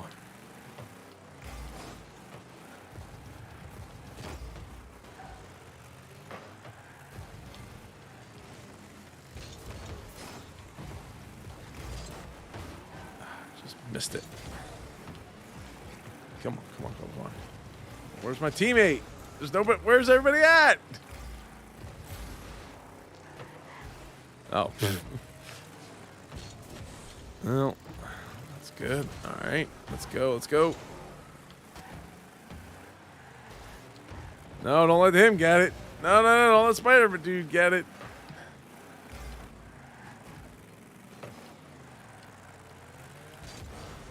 That was maybe a bad move. Oh, let's go. Oh, it's too high. Let's go. Break my bell over here. Let's go. How did he? So he tried to, like, what? I don't. What? I don't know what happened there. I don't know. I don't know either. Oh, man. Oh, jeez. That was too. I can't let that be the last one. I need to go to bed though. I'm not gonna be able to sleep in that long. And like eating. I need to do a run, and I need to do a video too. Still, a video of. I wanted to do an announcement video for. I can't even think, for the Super Tank. Man, that was awesome. Whew. I can do all right sometimes. Spider Dude gone. He got frustrated. No, this ain't gonna go well. A guy named Ducky Master and Supreme Pickle is gonna wreck my night here. That's what's about to happen.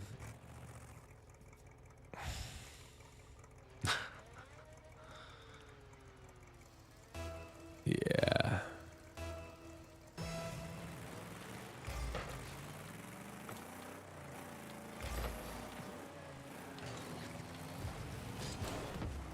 I missed. I feel like I need to rebind the lock-on key, like the straight lock-on button, because I right now have it set for Y, and I feel like it's so far out. Like I have to move my finger so far to do something that I would like to do more often. Oh, just barely.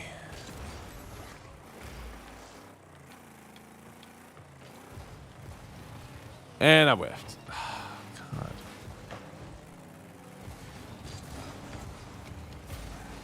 No. See? Told you, Supreme Pickle. You don't name yourself Supreme Pickle if you ain't gonna supremely mess up somebody's night. Tournament winner. And they're playing casual. Yeah. Okay.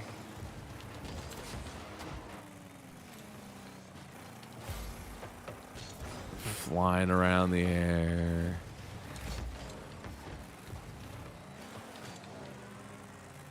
Yeah, rainbow in the sky.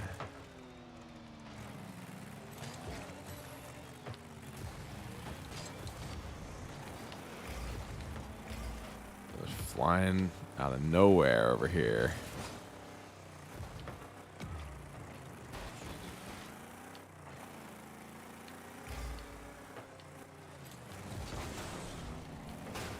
Yeah, I gotta try doing that. What Jacob was saying about flying sooner. I almost think like.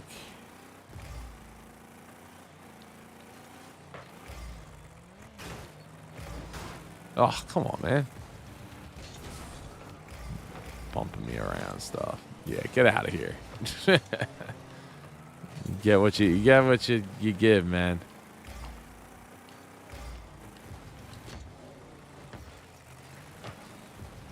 Oh, put it on! Come on!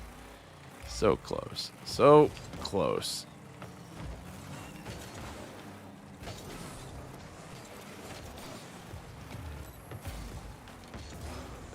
Shoot. All right, nice.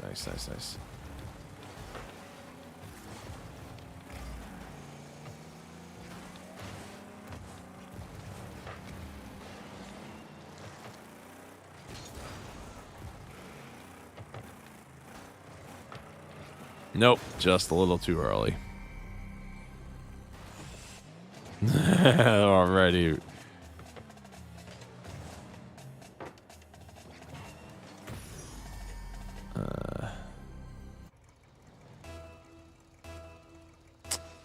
That stinks. It's all right. We're not done yet. Don't give up. It's It's only 2-0. That's not impossible to.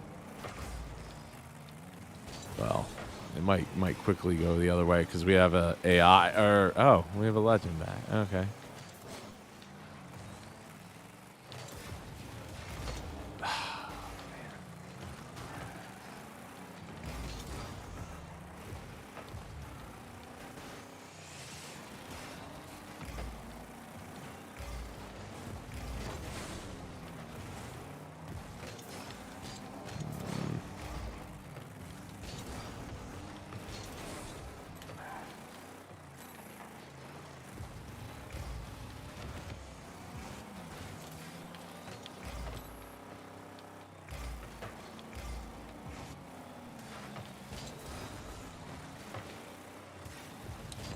Woo!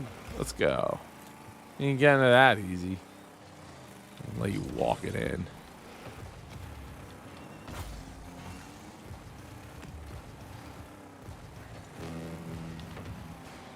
Start running into these people.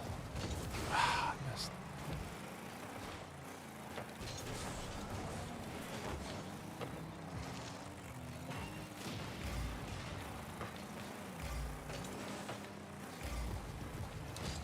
Oh God, I just whiff like every time. Like so close, yet so far. Every single time. That's one of the things I love about sports and games and stuff. I remember this one guy. I played. Oh, come on! Wow, that was a nice save. Good for you. Good job. Hey, it worked. I jumped first, hit the boost, and hit it. Yeah, that was a good game. It was a good game. Wouldn't say it was fun. It was challenging, but what I was about to say was, it's the challenge, right? That's why I play.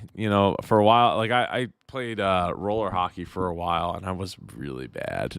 I was really, really not good for a while there, and I remember one of the guys there was like, "Oh, you should just quit, give up, stop playing. You're not good." I'm like, yeah, I know I'm not good. That's part of what makes it fun, is the challenge. If I was the best one out here, it wouldn't be very fun. And maybe that's why so many people feel the need to cheat at video games. Because they find that, if they're not winning, they're not having fun. It's a pretty terrible attitude to have, if you ask me. But no, to me, it's about the challenge, the chase to get better. Thank you, Marcus. It was a GG kind of night. It was way late. I'm gonna be regretting it tomorrow, especially if the kids aren't as slow as they were today, with being ill. Like Dom was basically on the couch most of the day. So if that's not the case, then I'm going to be having to chase them around. And it's all good. It's all good. So anyway, I hope you all have an amazing night. Thank you so much for joining this, what is it, like 3-hour live stream or whatever it is, impromptu. It's been fun. It was fun to get to play some games after, doing the Shark Tank videos instead of having to just go to bed, like I've done quite a bit of recently, which is shoot the videos, go right to bed as soon as I can, as quickly as I can. I don't love that, so I'm glad that that's not what I had to do tonight, and I'm glad I got to hang out with you guys. Thanks for making it fun. Oh, thank you for the company, Benjamin and Marcus and Jacob and Omer and Gowilla, and who else was in here?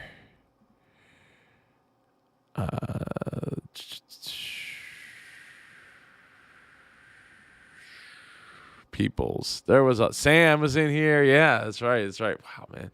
uh, uh, Gilio. I hope I said that name right. Clave and Brandon. Yeah. All the people that were here. I think that's it. I think that's everybody that at least was in the chat. So appreciate you all. Thank you for watching the channel, and I hope I've enabled more of a reason to watch the channel and share the channel with the new supertank.tv fund. That's it's gonna be fun. We're gonna have some fun here. Not that we don't, but all the time, but we're gonna have some new kind of fun. Some kind of fun that gives back to the community. So, all right, I seriously need to go to bed. Take care, everyone. Go Birds. It'll be fun. Maybe I'll stream tomorrow if the kids are feeling good or well enough. Maybe we'll stream some Fortnite tomorrow or Minecraft with the kids or some golf with friends or something. I don't know. We'll see.